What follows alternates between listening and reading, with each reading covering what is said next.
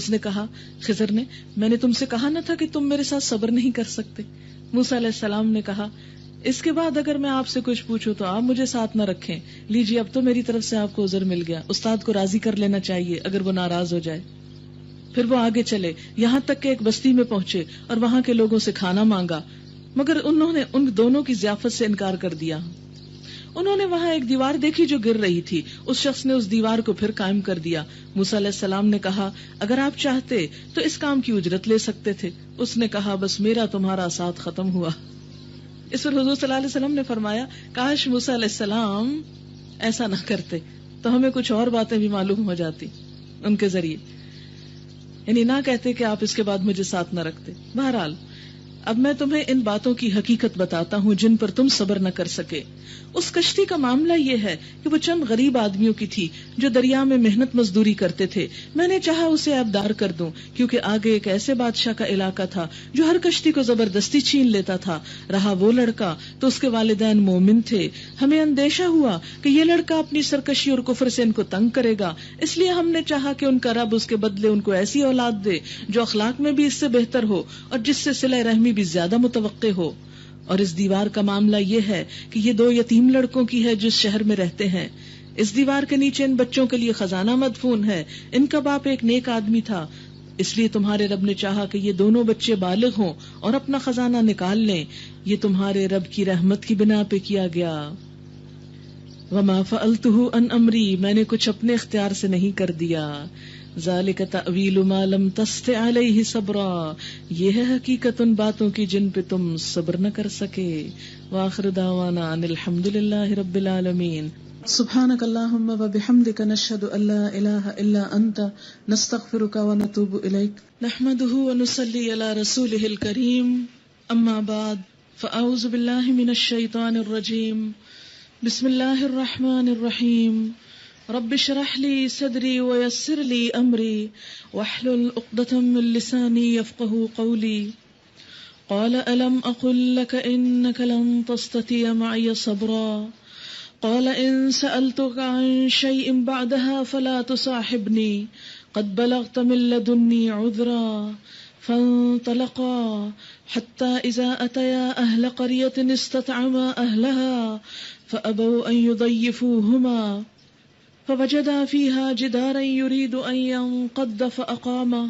قال لو شئت لاتخذت عليه أجرا. قال هذا فراق بيني وبينك سأنبئك بتأويل ما لم تستطع عليه صبرا. شروع کرتی ہوں اللہ کے نام سے جو بے انتہا مہربان نہایت رحم فرمانے والا ہے. اس نے کہا میں نے تم سے کہا نہ تھا کہ تم میرے ساتھ صبر نہیں کر سکتے. موسیٰ علیہ السلام نے کہا اس کے بعد اگر میں آپ سے کچھ پوچھوں تو آپ مجھے ساتھ نہ رکھیں. لیجئے اب تو میری طرف سے آپ کو عذر مل گیا. پھر وہ آگے چلے یہاں تک کہ ایک بستی میں پہنچے اور وہاں کے لوگوں سے کھانا مانگا، مگر انہوں نے ان دونوں کی ضیافت سے انکار کر دیا. وہاں انہوں نے ایک دیوار دیکھی جو گرا چاہتی تھی. اس شخص نے اس دیوار کو پھر قائم کر دیا. موسیٰ علیہ السلام نے کہا اگر آپ چاہتے تو اس کام کی اجرت لے سکتے تھے. اس نے کہا بس میرا تمہارا ساتھ ختم ہوا. اب میں تمہیں ان باتوں کی حقیقت بتاتا ہوں جن پر تم صبر نہ کر سکے. اس کشتی کا معاملہ یہ ہے کہ وہ چند غریب آدمیوں کی تھی جو دریا میں محنت مزدوری کرتے تھے. میں نے چاہا کہ اسے عیبدار کر دوں کیونکہ آگے ایک ایسے بادشاہ کا علاقہ تھا جو ہر کشتی کو زبردستی چھین لیتا تھا. رہا وہ لڑکا تو اس کے والدین مومن تھے. ہمیں اندیشہ ہوا کہ یہ لڑکا اپنی سرکشی اور کفر سے ان کو تنگ کرے گا، اس لیے ہم نے چاہا کہ ان کا رب اس کے بدلے ان کو ایسی اولاد دے جو اخلاق میں بھی اس سے بہتر ہو اور جس سے صلہ رحمی بھی زیادہ متوقع ہو. اور اس دیوار کا معاملہ یہ ہے کہ یہ 2 یتیم لڑکوں کی ہے جو اس شہر میں رہتے ہیں. اس دیوار کے نیچے ان بچوں کے لیے خزانہ مدفون ہے اور ان کا باپ ایک نیک آدمی تھا، اس لیے تمہارے رب نے چاہا کہ یہ دونوں بچے بالغ ہوں اور اپنا خزانہ نکال لیں. یہ تمہارے رب کی رحمت کی بنا پر کیا گیا ہے. میں نے کچھ اپنے اختیار سے نہیں کر دیا ہے. یہ ہے حقیقت ان باتوں کی جن پر تم صبر نہ کر سکے. وَيَسْأَلُونَكَ عَنْ ذِي الْقَرْنَيْنِ قُلْ سَأَتْلُو عَلَيْكُمْ مِنْهُ ذِكْرًا إِنَّا مَكَّنَّا لَهُ فِي الْأَرْضِ وَآتَيْنَاهُ مِنْ كُلِّ شَيْءٍ سَبَبًا فَأَتْبَعَ سَبَبًا۔ اور اے محمد صلی اللہ علیہ وسلم، یہ لوگ تم سے ذوالقرنین کے بارے میں پوچھتے ہیں، ان سے کہو میں اس کا کچھ حال تم کو سناتا ہوں۔ ذوالقرنین کے بارے میں قرآن پاک سے ہمیں پتہ چلتا ہے کہ وہ ایک حکمران تھا جس کو اللہ تعالیٰ نے بہت سے اسباب اور وسائل، فیسلٹیز اور ذرائع عطا کر رکھے تھے۔ وہ مشرقی اور مغربی ممالک کو فتح کرتا ہوا ایک ایسے پہاڑی درے پر پہنچا کہ جس کی دوسری طرف یاجوج ماجوج تھے۔ اس نے وہاں یاجوج ماجوج کا راستہ بند کرنے کے لیے ایک نہایت مستحکم بند تعمیر کیا۔ وہ عادل اور اللہ کو ماننے والا اور آخرت پر یقین رکھنے والا بادشاہ تھا۔ وہ نفس پرست اور مال و دولت کا حریص نہ تھا۔ کہا جاتا ہے کہ یہ تمام صفات جس پر فٹ آتی ہیں وہ مشہور تاریخی شخصیت جسے سائرس کے نام سے یا ذوالقرنین کے نام سے پہچانا جاتا ہے، جو بہت ہی قابل قدر خدمات انجام دے کر دنیا سے رخصت ہوا۔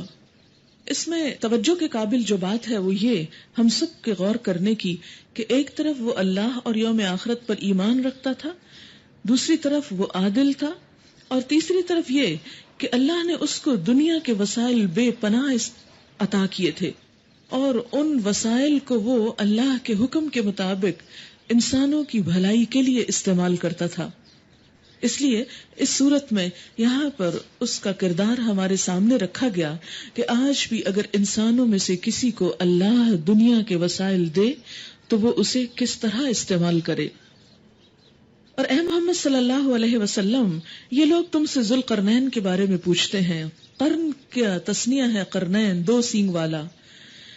یا تو واقعی اس کے سر پہ دو سینگ اٹھے ہوئے تھے، یا پھر یہ کہ اس کے سر پہ بالوں کی دو لٹیں تھیں، یا یہ کہ اس نے دنیا کے دو کناروں مشرق و مغرب پر پہنچ کر وہاں پر اپنی حکومت قائم کی۔ بہرحال جو بھی وجہ ہو، اس کا نام ذوالقرنین ہی تھا یا اسے ذوالقرنین ہی کے نام سے پہچانا جاتا تھا۔ ان سے کہو میں اس کا کچھ حال تم کو سناتا ہوں۔ اچھا، سوال یہ پیدا ہوتا ہے کہ نبی صلی اللہ علیہ وسلم سے ایسے قصے کیوں پوچھے جاتے تھے، ایسے سوال کیوں کیے جاتے تھے؟ اس لیے تاکہ آپ کے علم کو اور آپ کی نبوت کی حقیقت کو جانچا جا سکے۔ فرمایا ہم نے اس کو زمین میں اقتدار عطا کر رکھا تھا اور اسے ہر قسم کے اسباب اور وسائل بخشے تھے۔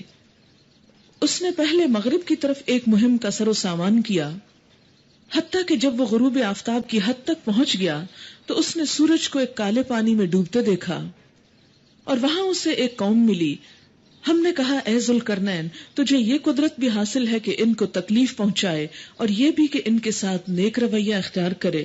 یعنی اللہ نے اس کو اتنی اتھارٹی دے رکھی تھی کہ وہ لوگوں کے ساتھ جو چاہے معاملہ کرے، لیکن اس نے کہا جو ان میں سے ظلم کرے گا ہم اس کو سزا دیں گے، پھر وہ اپنے رب کی طرف پلٹایا جائے گا اور وہ اسے اور زیادہ سخت عذاب دے گا، اور جو ان میں سے ایمان لائے گا اور نیک عمل کرے گا اس کے لیے اچھی جزا ہے اور ہم اس کو نرم احکام دیں گے۔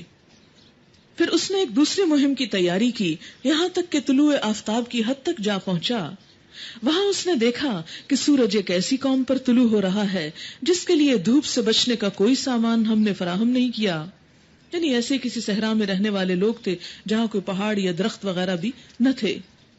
یہ حال تھا ان کا، اور ذوالقرنین کے پاس جو کچھ تھا اسے ہم جانتے تھے۔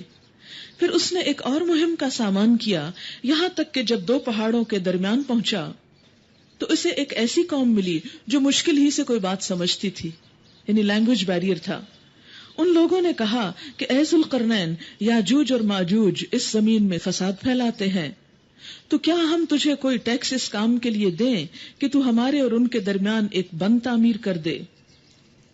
اس نے کہا جو کچھ میرے رب نے مجھے دے رکھا ہے وہ بہت ہے، بس تم محنت کرو اور محنت سے میری مدد کرو، میں تمہارے اور ان کے درمیان ایک بند بنائے دیتا ہوں، مجھے لوہے کی چادریں لا دو، آخر جب دونوں پہاڑوں کے درمیانی خلا کو اس نے پاٹ دیا تو لوگوں سے کہا کہ اب آگ دہکاؤ، حتیٰ کہ جب یہ آہنی دیوار یعنی لوہے کی دیوار بالکل آگ کی طرح سرخ ہو گئی تو اس نے کہا لاؤ اب میں اس پر پنگھلا ہوا تانبا ڈالوں۔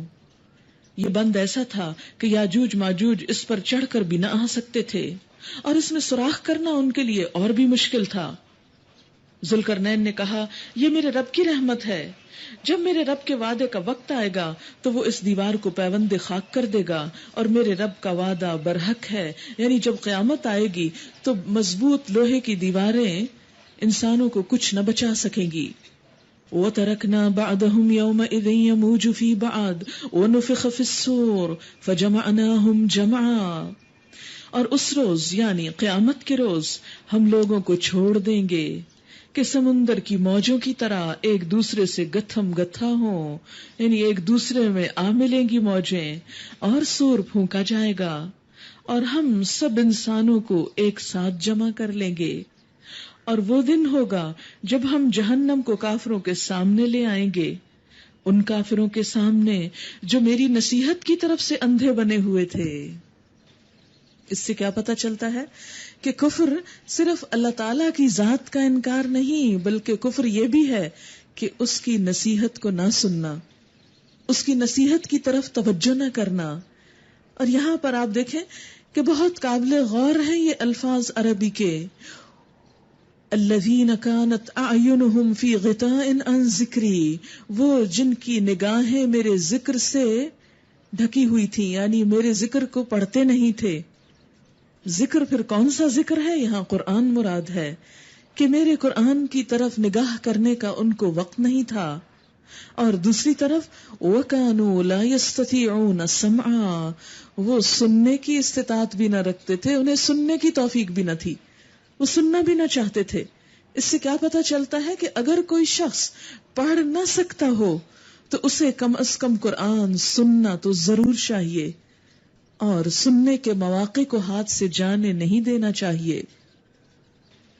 افحسب الذین کفروا ان یتخذوا عبادی من دونی اولیاء انا اعتدنا جہنم للکافرین نزلا، تو کیا یہ لوگ جنہوں نے کفر اختیار کیا ہے یہ خیال رکھتے ہیں کہ مجھے چھوڑ کر میرے بندوں کو اپنا کارساز بنا لیں؟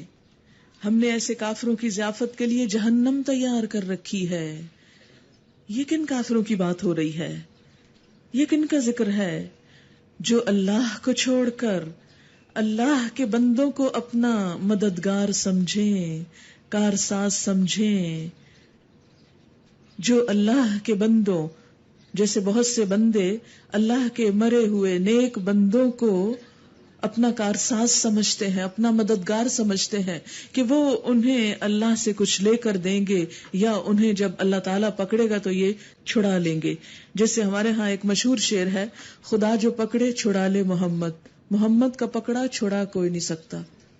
صریح شرک ہے۔ کس طرح ہو سکتا ہے کہ اللہ تعالیٰ کسی کو پکڑنا چاہیں اور پھر کوئی اور اس پکڑے ہوئے کو چھڑا لے، اور اگر حضور صلی اللہ علیہ وسلم پکڑے تو کوئی بھی نہ چھڑا سکے؟ اسی کو غلو کہا جاتا ہے۔ اے محمد صلی اللہ علیہ وسلم ان سے کہو، کن سے؟ لوگوں سے۔ کیا؟ قل هل ننبئکم بالاخسرین اعمالا، قل هل ننبئکم بالاخسرین اعمالا، کیا ہم تم کو بتائیں کہ اپنے اعمال میں سب سے زیادہ ناکام اور نامراد لوگ کون ہیں؟ جو کام بھی کرتے ہیں لیکن اس کے باوجود وہ ناکام بھی ہیں، ان کے کام ان کو کوئی فائدہ نہ دیں گے۔ کون ہیں وہ لوگ؟ الذین ضل سعیہم فی الحیاۃ الدنیا وہم یحسبون انہم یحسنون صنعا، یہ وہ لوگ ہیں جن کی دنیا کی زندگی میں ہی ان کی ساری کوششیں بھٹکی رہیں، جن کی ساری کوششیں ان کی دنیا کی زندگی میں ہی گم ہو کر رہ گئیں، یعنی جن کا اٹھنا بیٹھنا جینا مرنا بھاگ دوڑ سب کا سب صرف اور صرف دنیا کے لیے تھا، اور اس میں آخرت کا کچھ بھی حصہ نہ تھا۔ کہیں وہ ہم تو نہیں کہ ہماری ساری کوششیں صرف دنیا کے لیے ہوں اور آخرت کا کچھ بھی حصہ نہ ہو؟ الذین ضل سعیہم فی الحیاۃ الدنیا وَهُمْ يَحْسَبُونَ أَنَّهُمْ يُحْسِنُونَ صُنْعًا، اور وہ سمجھتے ہیں کہ وہ بہت اچھے کام کر رہے ہیں، وہ سب کچھ ٹھیک کر رہے ہیں. أُولَئِكَ الَّذِينَ كَفَرُوا بِآيَاتِ رَبِّهِمْ، یہی وہ لوگ ہیں جنہوں نے اپنے رب کی آیات کو ماننے سے انکار کیا، کیونکہ رب کی آیات تو یہ بتاتی ہیں کہ انسان کو صرف اس دنیا کے لیے نہیں، دوسری دنیا کے لیے بھی کوشش کرنی ہے اور یہیں پر کرنی ہے. یہ دنیا، یہ وقت ہمیں صرف اس دنیا کو سنوارنے کے لیے ہی نہیں ملا، یہ وقت ہمیں اس دنیا کو سنوارنے کے لیے بھی ملا ہے. اس لیے ہماری کوششیں دوہری کوششیں ہونی چاہیے کہ یہاں کی ضروریات پوری ہوتی رہے اور اس زندگی کی تیاری ہوتی رہے جہاں جا کر ہمیشہ رہنا ہے، جو اصل گھر ہے. بالکل اس طرح جیسے کچھ لوگ کمائی کرنے مڈل ایسٹ چلے جاتے ہیں، اوورسیز چلے جاتے ہیں، اور پھر وہاں وہ دن رات ایک کرتے ہیں، ڈبل شفٹ لگاتے ہیں، خوب پیسہ کماتے ہیں، اور وہاں اپنی جان پر بھی بہت تھوڑا خرچ کرتے ہیں. جو کچھ ہوتا ہے جمع کر کر کے پاکستان بھیجتے رہتے ہیں، یہاں مکان بنواتے ہیں، سب چیزیں تیار کرتے ہیں، اور کئی سال وہاں لگا کر یہاں پر کیوں آتے ہیں کہ جا کے اب آرام کریں. کوئی چھت ہو سر چھپانے کے لیے، کوئی گھر ہو سکون حاصل کرنے کے لیے، کوئی نعمتیں ہوں امن سے پچھلی زندگی بسر کرنے کے لیے. لیکن اگر کوئی شخص اسی نیت سے پاکستان سے باہر گیا ہو، لیکن وہاں جا کر وہ جو کچھ کمائے وہیں خرچ کر ڈالے اور سارے کا سارا وہیں پر لگا دے اور واپس کچھ بھی نہ بھیجے، تو جب اس کے وہاں کام کرنے کی مدت اور میعاد ختم ہو جائے، وقت ختم ہو جائے، اور پھر وہ پاکستان آئے تو خالی ہاتھ آئے، تو جن مشکل حالات میں گیا تھا انہی میں پھر واپس. تو یہ تو پھر بھی دنیا چلے، اگر اپنا گھر نہیں تو کسی رشتہ دار کسی نہ کسی طرح محنت مزدوری کر کے، اور کچھ نہیں تو کوئی کسی جگہ کوئی جھونپڑی اور خیمہ ہی لگا کے انسان زندگی بسر کر سکتا ہے اور زندگی گزر جائے گی.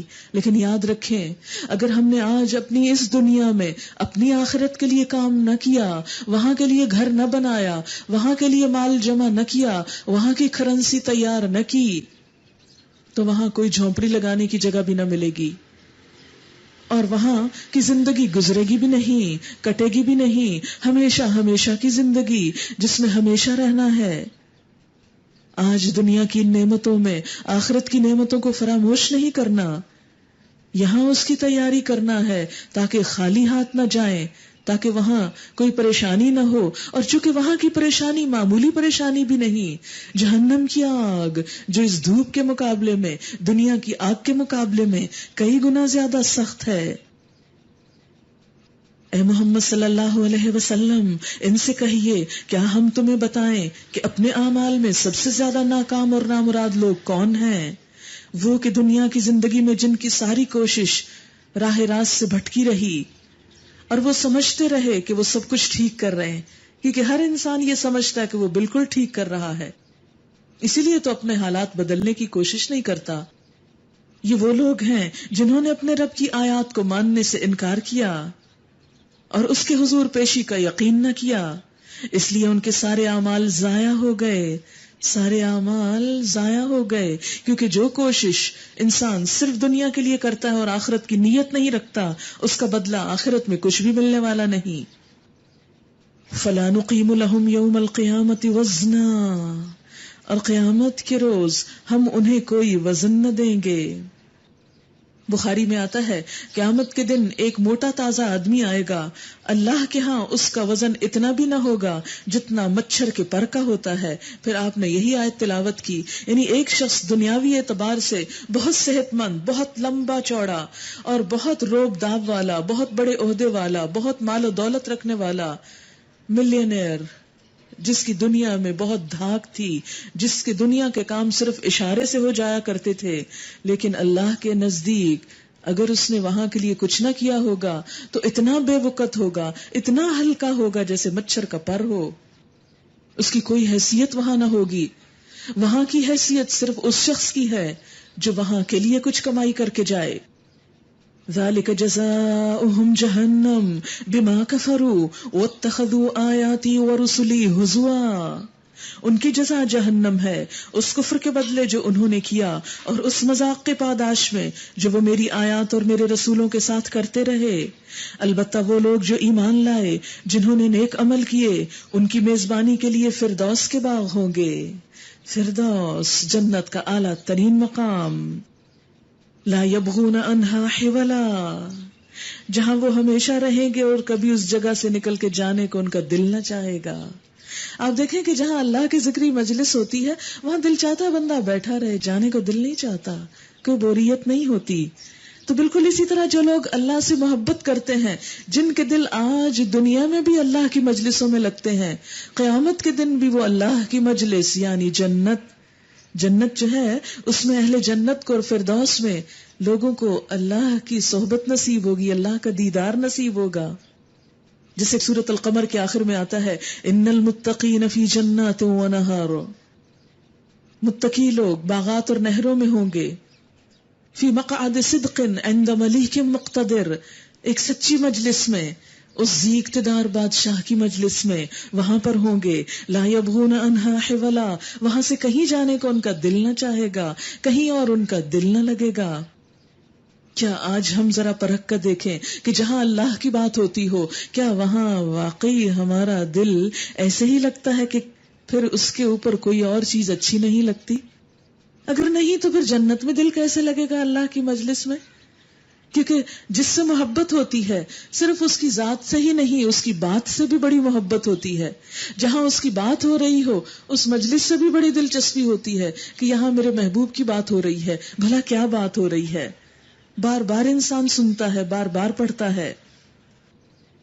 پھر فرمایا اے محمد صلی اللہ علیہ وسلم کہو کہ اگر سمندر میرے رب کی باتیں لکھنے کے لیے روشنائی بن جائے، انک بن جائے، سارے سمندر، کبھی کسی سمندر پہ جا کے کھڑے ہو کے یہ بات سوچیں کہ سارا سمندر دوات بن جائے، انک بن جائے، تو وہ ختم ہو جائے مگر میرے رب کی باتیں ختم نہ ہو۔ اتنی باتیں ہیں، اور اس کے لیے پھر جنت ہی میں جانا ضروری ہے تاکہ رب کی باتیں، کیونکہ جنت کو بھی ختم نہیں ہونا اور رب کی باتوں کو بھی ختم نہیں ہونا۔ تو جن لوگوں کی محبت اور جن کے دل اللہ کی محبت میں ڈوبے ہوئے ہیں انہی کے لیے وہ مقام ہے کہ جو دنیا میں اللہ کی باتیں کرتے رہنا چاہتے ہیں ان کا پھر ٹھکانہ وہ جنت ہے، اور وہاں کی دائمی نعمتیں، ایسی لذت، ایسی خوشی، ایسا سرور، ایسا نشہ کہ دنیا کی ہر چیز اس کے آگے ہیچ۔ وہاں جا کر وہ رب کی باتیں کرتے چلے جائیں گے۔ فرمایا اتنے سمندر سیاہی بن جائیں، اور ایک اور جگہ پر آتا ہے سارے درخت کلمے بن جائیں، پین بن جائیں۔ لکھنے کے لیے پہلے زمانے میں لکڑی کی قلم بنایا کرتے تھے، فرمایا سارے درختوں کی کلمے بنا لو۔ آپ دیکھیں کہ صرف اس جگہ بیٹھے ہوئے چاروں طرف جو کچھ آپ کو نظر آ رہا ہے اس کے بھی اگر قلم بنائے اور ہم سب لکھنے لگے تو کئی دن بھی لکھتے چلے جائیں تو یہ قلم نہ گھسے۔ کہاں یہ کہ ساری زمین کے درخت کلمے بن جائیں اور سارے سمندر، اور فرمایا کہ 7 سمندر اور بھی ان کی مدد کریں۔ ایک اور جگہ پر آتا ہے کہ صرف دنیا کے سمندر نہیں، ایسے 7 سمندر اور بھی ہوں، اور پھر اللہ کی باتیں لکھی جائیں۔ ما نفدت کلمات ربی، اللہ کی باتیں کبھی ختم نہ ہوں، میرے رب کی باتیں کبھی ختم نہ ہوں، بلکہ اگر اتنی ہی روشنائی ہم اور لے آئیں تو وہ بھی کافی نہ ہو، اتنا ہی سمندر اور آ جائے وہ بھی خشک ہو جائے، سوکھ جائے۔ قل انما انا بشر مثلكم يوحى الي انما الهكم اله واحد فمن كان يرجو لقاء ربه فليعمل عملا صالحا ولا يشرك بعبادة ربه احدا۔ اے محمد صلی اللہ علیہ وسلم کہہ دیجئے کہ میں تو ایک انسان ہوں تم ہی جیسا۔ یہ کس کو کہلوایا جا رہا ہے؟ نبی اکرم صلی اللہ علیہ وسلم کو، کہ آپ کہہ دیجئے، لوگوں کو بتا دیجئے کہ میں ایک انسان ہوں تم ہی جیسا۔ فرق کیا ہے؟ میری طرف وحی کی جاتی ہے، اس لیے آپ کا درجہ عام انسانوں سے بحیثیت رسول اور نبی کے بلند ہو جاتا ہے۔ ادروائز وہ نہ نور ہیں نہ کچھ اور ہیں، وہ کیا ہیں؟ بشر ہیں۔ آپ یہ لفظ، آپ یہ آیت نوٹ کر لیجئے 110، اور کبھی کوئی آپ کو کنفیوز کرنے کی کوشش کرے کہ نبی صلی اللہ علیہ وسلم بشر نہ تھے تو وہ یہی آیت پڑھ لے کہ آپ کہہ دیجئے کہ میں انسان ہوں جیسے تم انسان ہو، مثلکم، تمہاری ہی طرح کا، لیکن میرا مرتبہ اور مقام تم سے بطور رسول کے بڑا ہے۔ کہ میری طرف وحی کی جاتی ہے کہ تمہارا خدا بس ایک ہی خدا ہے، بس جو کوئی اپنے رب کی ملاقات کا امیدوار ہو. ہے امید ہم سب کو؟ ذرا اپنے آپ کو سوچیں، ہے انتظار کہ ایک دن اللہ سے ملاقات ہوگی؟ انسانوں کی ملاقات کے لیے ہم کتنے بے چین ہوتے ہیں. بچے دور ہوں تو ان کی ملاقات کے لیے کتنے بے چین ہوتے ہیں. شوہر دور ہو تو کتنے بے چین ہوتے ہیں. کوئی دوست دور ہو کتنے بے چین ہوتے ہیں. کیا اللہ کی ہستی ان سب چیزوں سے بڑی ہے کہ نہیں؟ اور اگر ہم اس کو بڑا مانتے ہیں تو اس کی ملاقات کی بے چینی بھی دلوں میں ہونی چاہیے. فرمایا جس کو انتظار ہے، جو ملاقات چاہتا ہے اللہ سے، پھر اسے تیاری کیا کرنی ہے. آپ دیکھیں کسی بڑے انسان سے جب ملاقات کے لیے انسان جاتا ہے تو کیا کرتا ہے؟ اچھے کپڑے پہنتا ہے، تیار ہو کے جاتا ہے، بار بار شیشے میں اپنی شکل دیکھتا ہے، کیسا لگتا ہوں کہ فلاں کی ملاقات کے لیے جا رہا ہوں. کیا میں اس کی نگاہوں میں جچ جاؤں گا؟ کہاں میرے چہرے پہ کوئی ایسی چیز سنی جو اس کو بری لگے گی؟ ہاں، کسی پارٹی میں جانا ہو کتنا اپنے آپ کو سنوارتے ہیں. فرمایا جو اللہ کے سامنے جا کے کھڑا ہونا چاہتا ہے اسے بھی کچھ ساتھ لے کے جانا چاہیے، اسے بھی کچھ اپنا میک اپ کر لینا چاہیے. میک اپ لیکن وہ شکل کا نہیں، عمل کا.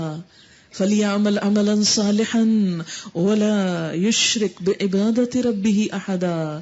اسے چاہیے کہ نیک عمل کرے اور بندگی میں اپنے رب کے ساتھ کسی کو شریک نہ کرے، کسی اور کو برابر نہ ٹھہرائے. جو کام اللہ کے لیے کرے بس اسی کے لیے کرے، کسی پہ احسان نہ جتائے، کسی سے اس کا بدلہ اور صلہ نہ چاہے. یہ ہے تیاری اللہ سے ملاقات کے لیے، اللہ کی محبت میں. سورت مریم مکی سورت ہے.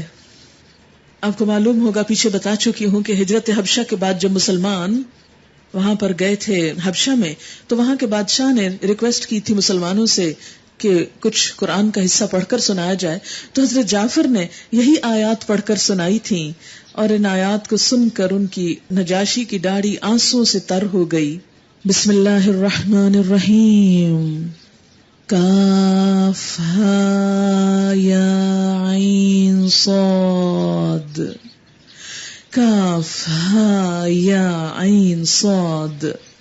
ذکر رحمت ربک عبدہ زکریا اذ نادى ربه نداء خفيا قال رب إني وهن العظم مني واشتعل الرأس شيبا ولم أكن بدعائك رب شقيا.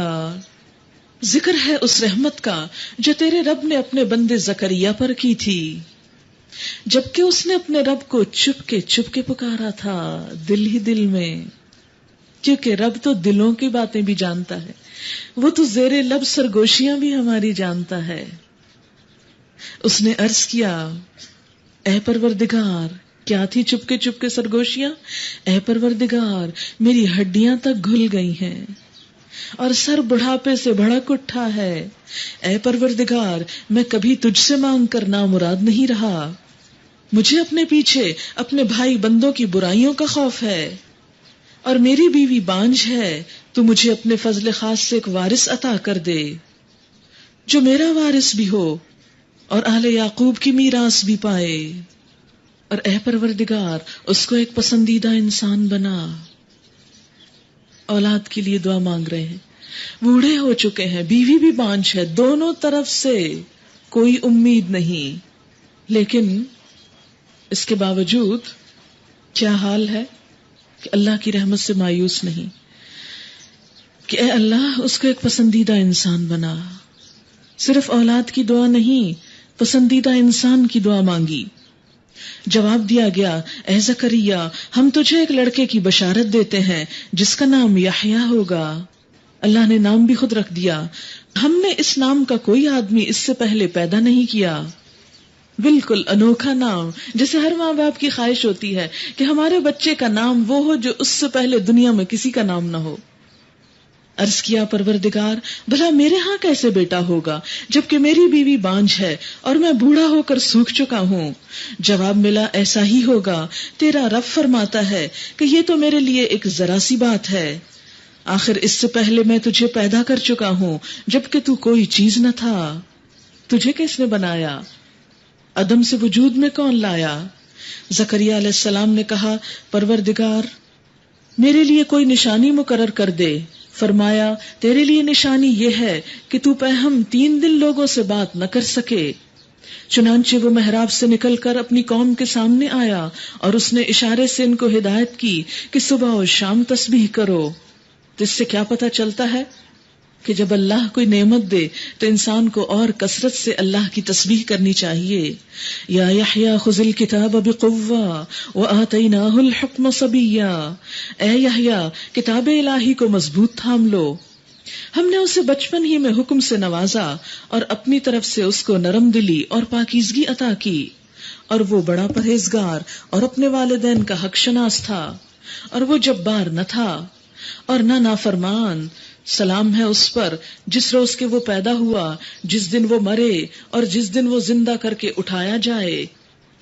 اور اے محمد صلی اللہ علیہ وسلم اس کتاب میں مریم کا حال بیان کرو جبکہ وہ اپنے لوگوں سے الگ ہو کر مشرقی جانب گوشہ نشین ہو گئی تھی اور پردہ ڈال کر ان سے چھپ بیٹھی تھی. اس حالت میں ہم نے اس کے پاس اپنی روح کو یعنی فرشتے کو بھیجا اور وہ اس کے سامنے ایک پورے انسان کی شکل میں نمودار ہو گیا.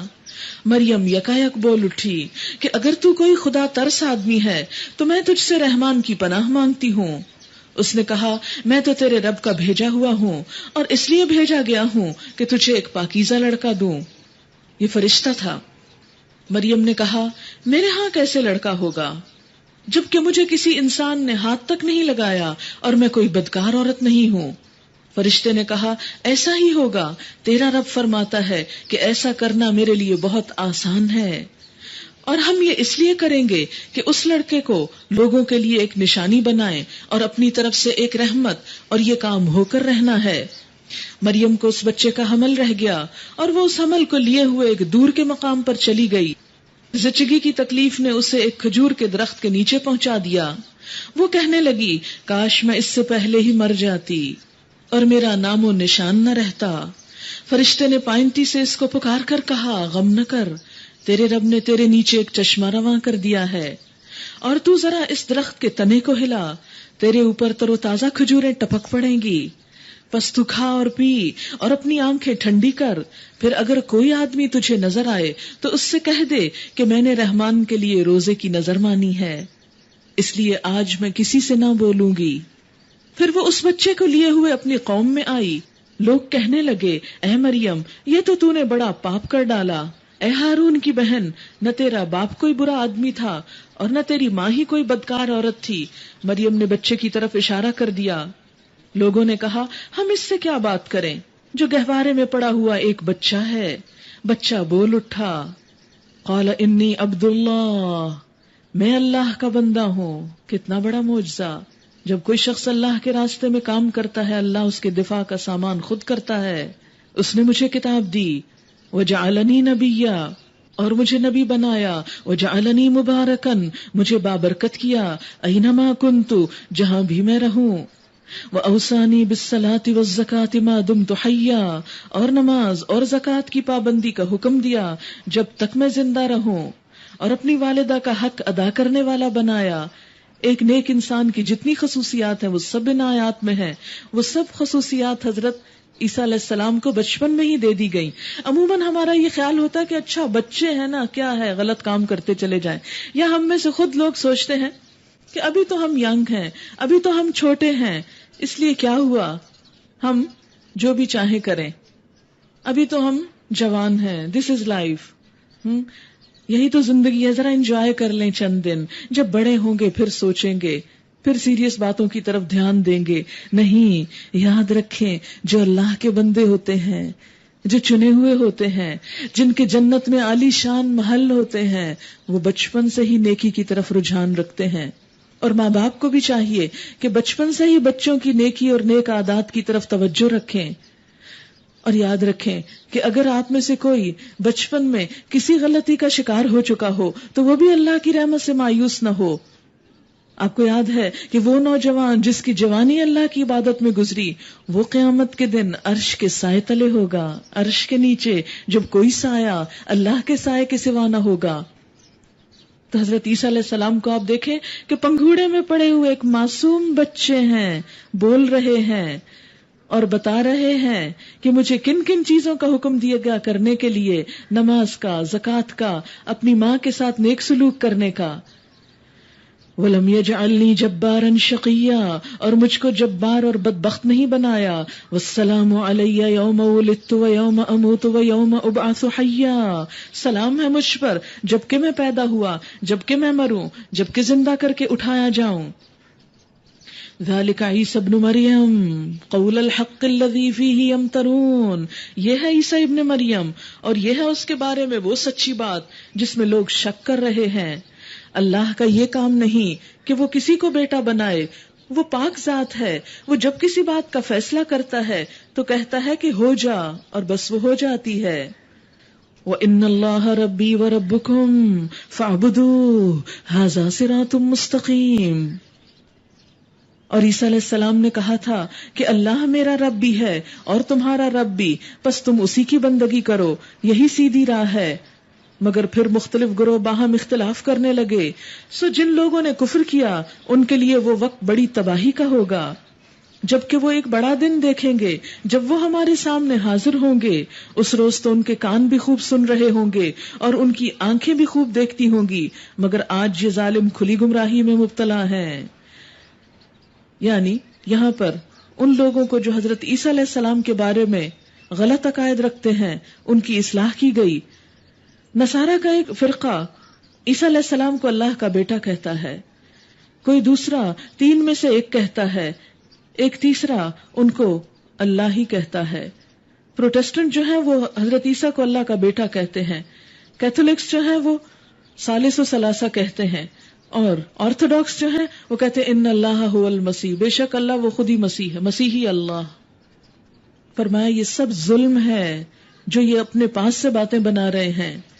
عیسیٰ علیہ السلام تو حضرت مریم کے بیٹے تھے اور اللہ کے پیغمبر بن کر آئے، اور ان کے لیے بھی اللہ کے پیغمبر اور انسان ہونے کی حیثیت سے نماز، زکوٰۃ اور اپنی والدہ کے ساتھ حسن سلوک کا حکم تھا. اور پھر بڑی بات آپ دیکھیں، اگر غور کریں آپ کہ کسی بھی انسان کا بیٹا اس سے ملتا جلتا ہوتا ہے، یا کسی بھی چیز کی اولاد اسی کی جنس میں سے ہوتی ہے. مثلا بلی کی اولاد بلی ہی پیدا ہوتی ہے، کچھ اور تو نہیں ہو سکتی نا. کتے کی اولاد کتا ہی ہوتی ہے، انسان کی اولاد انسان ہوتی ہے. اسی طرح آپ دیکھیں گے کہ ہر پھول کے اندر سے جو بیج بنتے ہیں دوبارہ ان سے ویسے ہی پھول نکلتے ہیں، کیونکہ یہی سلسلہ نسل ہے نا. کبھی آپ نے مختلف ہوتے ہوئے نہیں دیکھا ہوگا. اب آپ دیکھیں کہ جب ہر چیز کی جو آئندہ نسل ہے اپنے بڑے سے ملتی جلتی ہے، تو پھر اگر ہم یہ کہیں کہ عیسیٰ علیہ السلام خدا نہ خواستہ نعوذ باللہ اللہ کے بیٹے تھے، تو پھر نعوذ باللہ یہ پتا چلتا ہے کہ اللہ تعالیٰ بھی انسان کی طرح کوئی انسان تھے. ورنہ یہ کیسے ہو سکتا ہے کہ اللہ تعالیٰ خود تو انسان نہ اور ان کے بیٹے انسان ہوں؟ یہ تو انہونی سی بات لگتی ہے، اس میں تو ویسے ہی کوئی لاجک نہیں. اور اگر ہم اللہ تعالیٰ کو نعوذ باللہ کسی انسان کی طرح سمجھتے ہیں تو پھر وہ بھی ایک کریشن ہو گئے. تو پھر خالق اور مخلوق کا فرق کیا ہوا؟ کریٹر اور کریشن میں فرق کیا ہوا؟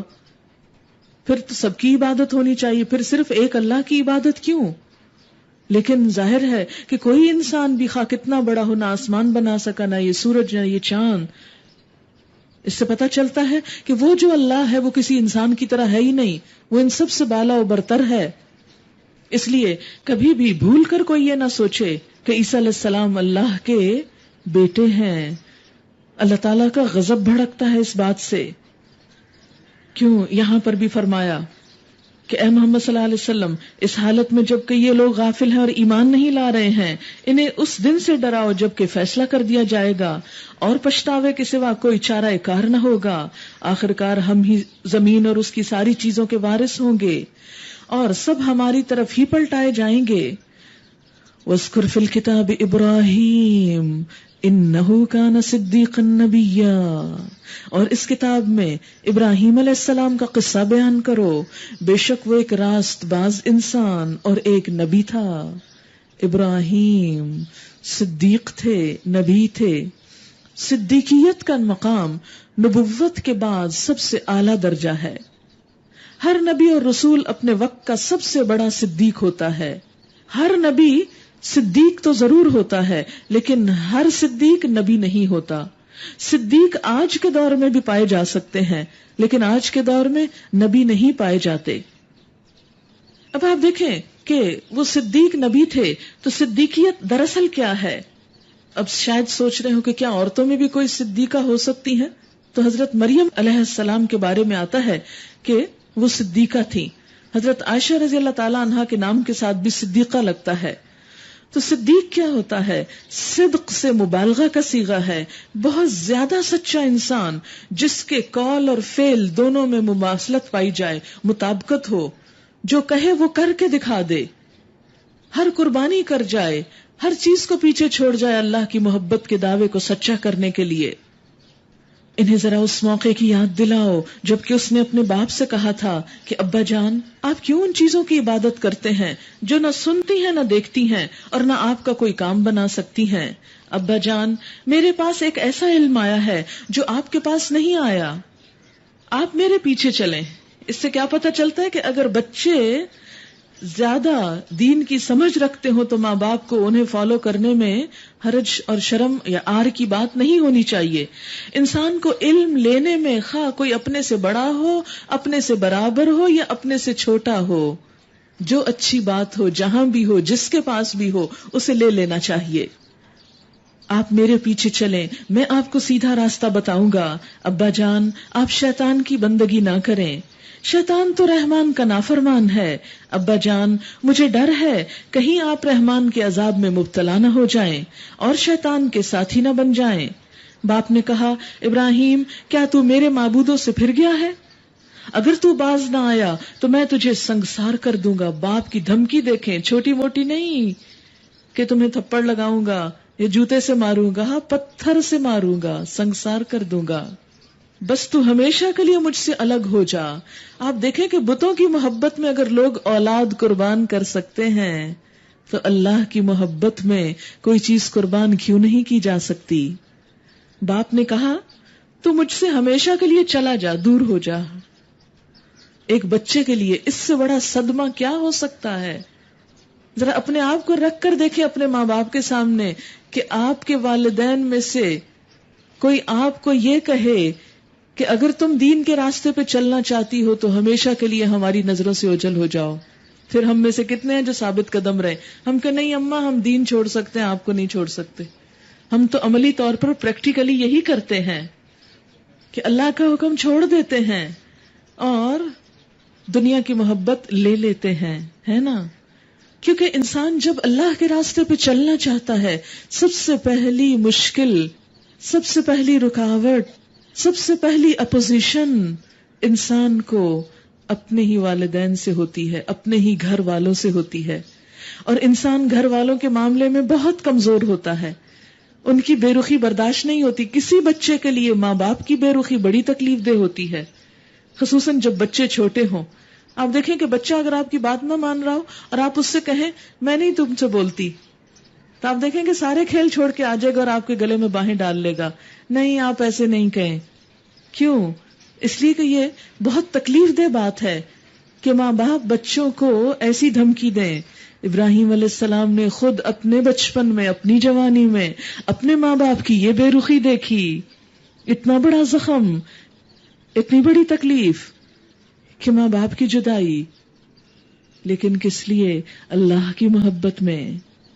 ابراہیم علیہ السلام نے جواب میں ماں باپ کو برا بھلا نہیں کہا. اللہ کے بندے کسی کی برائی کے جواب میں برائی نہیں کرتے. ابراہیم علیہ السلام نے کہا سلام علیک، ابا جان آپ پر سلام ہو. ان کو سلام کیا کہ آپ مجھے دھمکی دے رہے ہیں، میں آپ کو کچھ نہیں کہوں گا.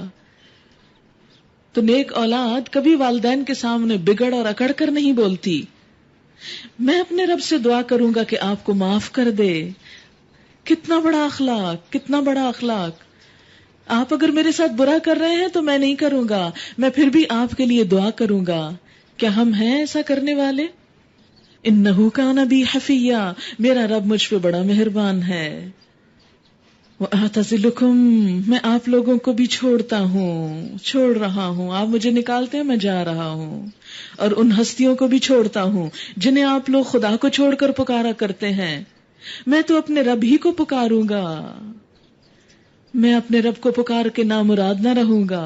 کتنا بھروسہ ہے اپنے رب پر، کتنا یقین ہے. یہ یقین ہی انسان کو ہر قربانی کرواتا ہے. بس جب وہ ان لوگوں سے اور ان کے معبودان غیر اللہ سے جدا ہو گیا تو ہم نے اس کو اسحاق اور یعقوب جیسی اولاد دی. اللہ نے کمپنسیٹ کر دیا، نیک اولاد دے دی. ماں باپ نے دھمکیاں دے کے نکالا تو بچے اچھے دے دیے. یعقوب علیہ السلام کی نسل سے بنی اسرائیل، یعنی یعقوب پوتے تھے، زندگی میں پوتے کی بھی خوشخبری مل گئی بیٹے کے ساتھ ہی. انعام ہے نا اللہ کا. جب انسان اللہ کے راستے میں قربانی کرتا ہے تو اللہ دنیا میں خوشخبریاں دے دیتا ہے. اور ہر ایک کو نبی بنا دیا، چنا ہوا نیک. ہم میں سے بہت سے لوگ اپنی اولاد کی نیکی کی تمنا رکھتے ہیں. اللہ نے ان کو پیدائشی طور پہ نیک اولاد دی اور ان کو اپنی رحمت سے نوازا اور ان کو سچی ناموری عزت شہرت دی. یعنی بچے نیکی میں مشہور ہوئے. وَاذْكُرْ فِي الْكِتَابِ مُوسَىٰ إِنَّهُ كَانَ مُخْلَصًا وَكَانَ رَسُولًا نَبِيًّا. اور ذکر کرو اس کتاب میں موسیٰ علیہ السلام کا، وہ ایک چنے ہوئے شخص تھے اور رسول نبی تھے. ہم نے اس کو طور کی دانی جانب سے پکارا اور راز کی گفتگو سے اس کو تقرب عطا کیا اور اپنی مہربانی سے اس کے بھائی ہارون کو نبی بنا کر اسے مددگار کے طور پر دیا. اور اس کتاب میں اسماعیل کا ذکر کرو. وَاذْكُرْ فِي الْكِتَابِ اسماعیل. یہ کون تھے؟ ابراہیم علیہ السلام کے دوسرے بیٹے جن کی اولاد سے محمد الرسول اللہ صلی اللہ علیہ وسلم ہوئے. اور ان کی امت ہیں آج ہم سب. ایک شخص کی قربانی، ایک شخص کے دل پہ صدمے سہنے کا اثر نسلوں تک جاتا ہے. ایک شخص کی نیکی کا صلہ نسلیں بھی پا لیتی ہیں. اور اس کتاب میں اسماعیل علیہ السلام کا ذکر کرو. وہ وعدے کا سچا تھا، وعدے کا سچا، اور رسول نبی تھا. وہ اپنے گھر والوں کو نماز اور زکوٰۃ کا حکم دیتا. کتنی بڑی خوبی تھی. یعنی صرف نماز اور زکوٰۃ خود نہیں، اپنے بال بچوں کے لیے بھی. اور اپنے رب کے نزدیک ایک پسندیدہ انسان تھا. اس سے بڑی اور کیا خوبی ہو سکتی ہے کسی کی کہ کوئی شخص اپنے رب کو پسند آ جائے، کائنات کے بادشاہ کی نظروں میں کوئی سما جائے. کون ہے جو اس راہ میں کمپیٹ کرے، اس راہ کی تمنا کرے؟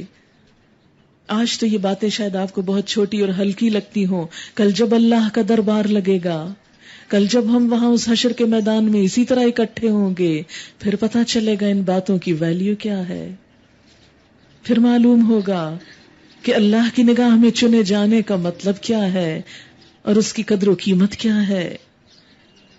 اور اس کتاب میں ادریس علیہ السلام کا ذکر کرو.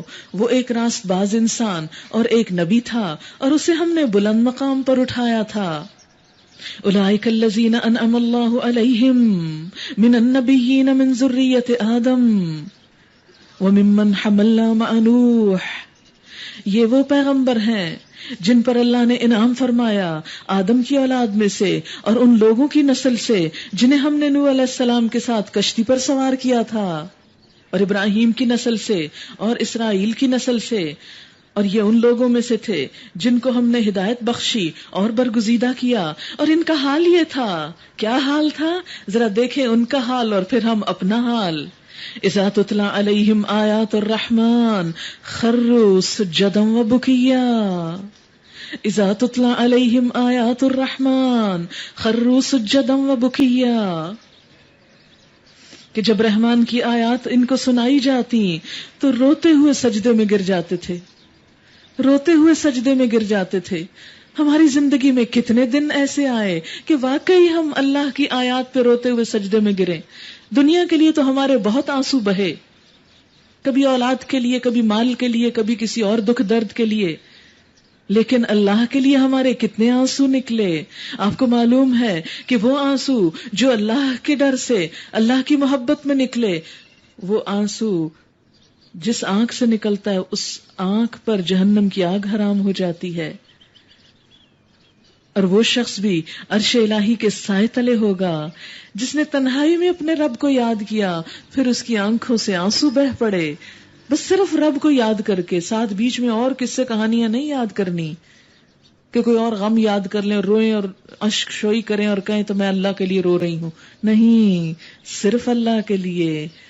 اس کو جو چیز دینی ہے اس میں ملاوٹ نہ کریں، صاف کر کے دیں اس کو نیت اور دل اور جذبوں اور ارادوں سے.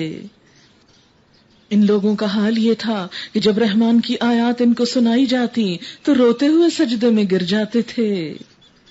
پھر ان کے بعد وہ ناخلف لوگ ان کے جانشین ہوئے جنہوں نے نماز کو ضائع کیا. یعنی اتنے اچھے لوگوں کے بعد کچھ ایسے بیکار لوگ آئے کہ جو نماز ہی نہیں پڑھتے تھے.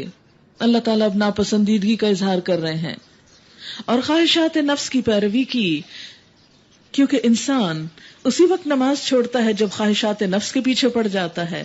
خواہشات نفس میں سے مثلاً سیر و تفریح، مثلاً کھانا پینا، نیند اور اسی طرح کی بہت سی چیزیں کہ جو انسان کو اللہ کی یاد سے غافل کر لیں.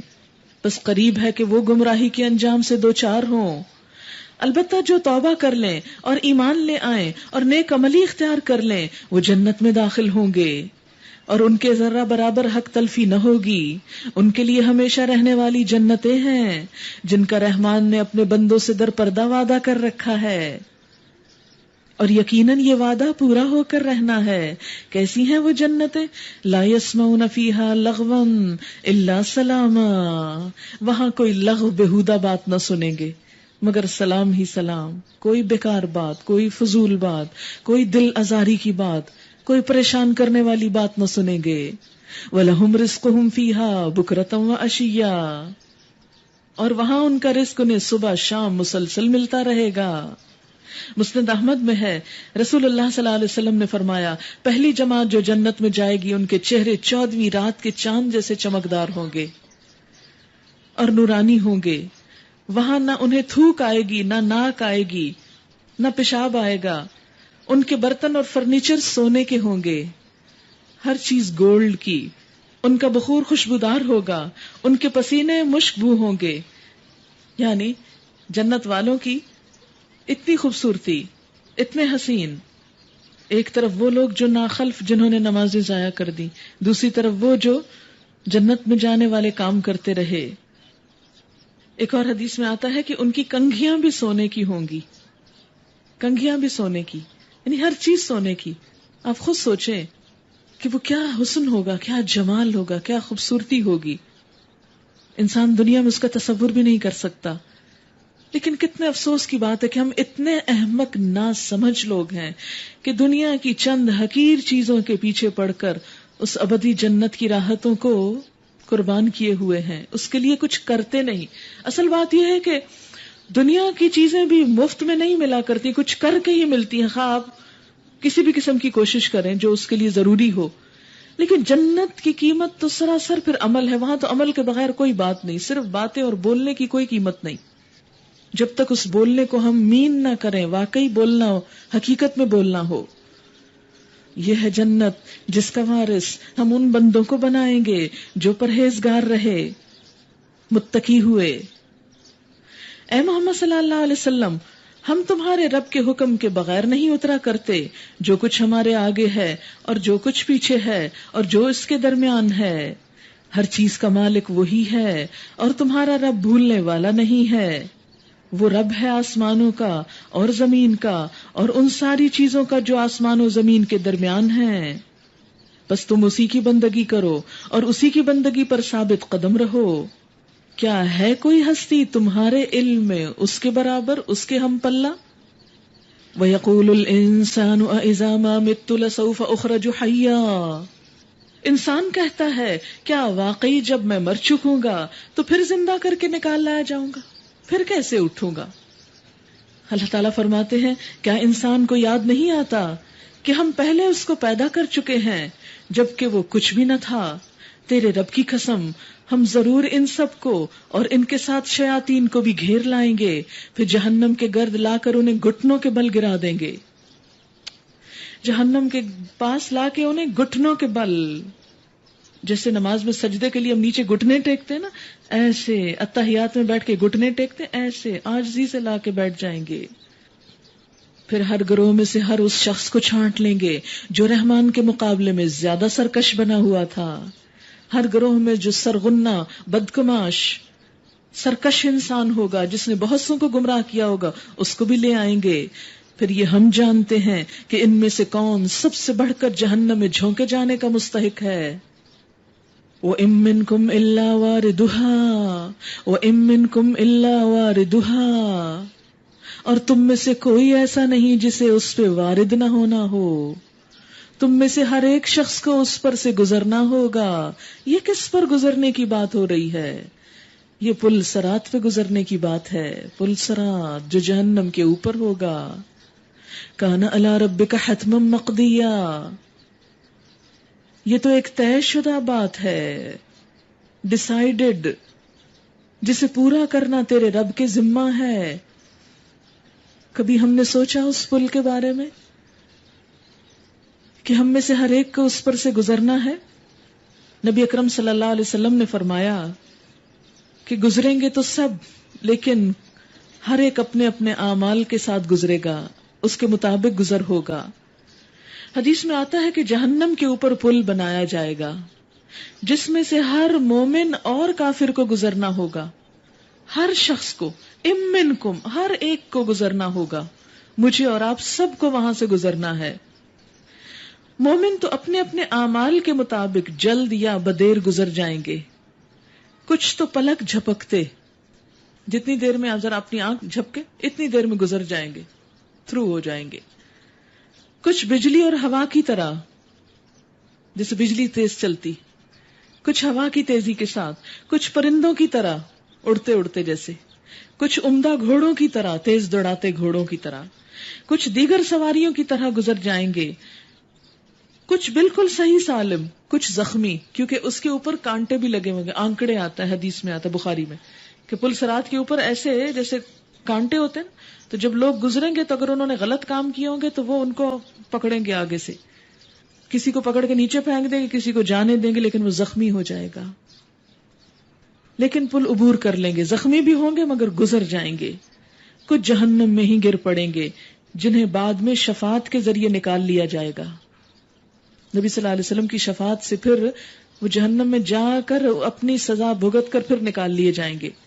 ایک اور حدیث میں آتا ہے، جامع ترمذی کی ہے، کہ پل صراط پر بعض بجلی کی طرح، بعض ہوا کی طرح، بعض تیز رفتار گھوڑوں کی طرح، بعض اونٹوں کی طرح، بعض دوڑنے والے انسانوں کی طرح، بعض پیدل انسانوں کی طرح وہاں سے گزریں گے. اور دوزخ کا منہ تنور کی طرح ہے، جب مومن گزر جائیں گے تو اوپر سے ڈھکن بند کر دیا جائے گا اور پھر گناہگار مومن شفاعت سے باہر آئیں گے.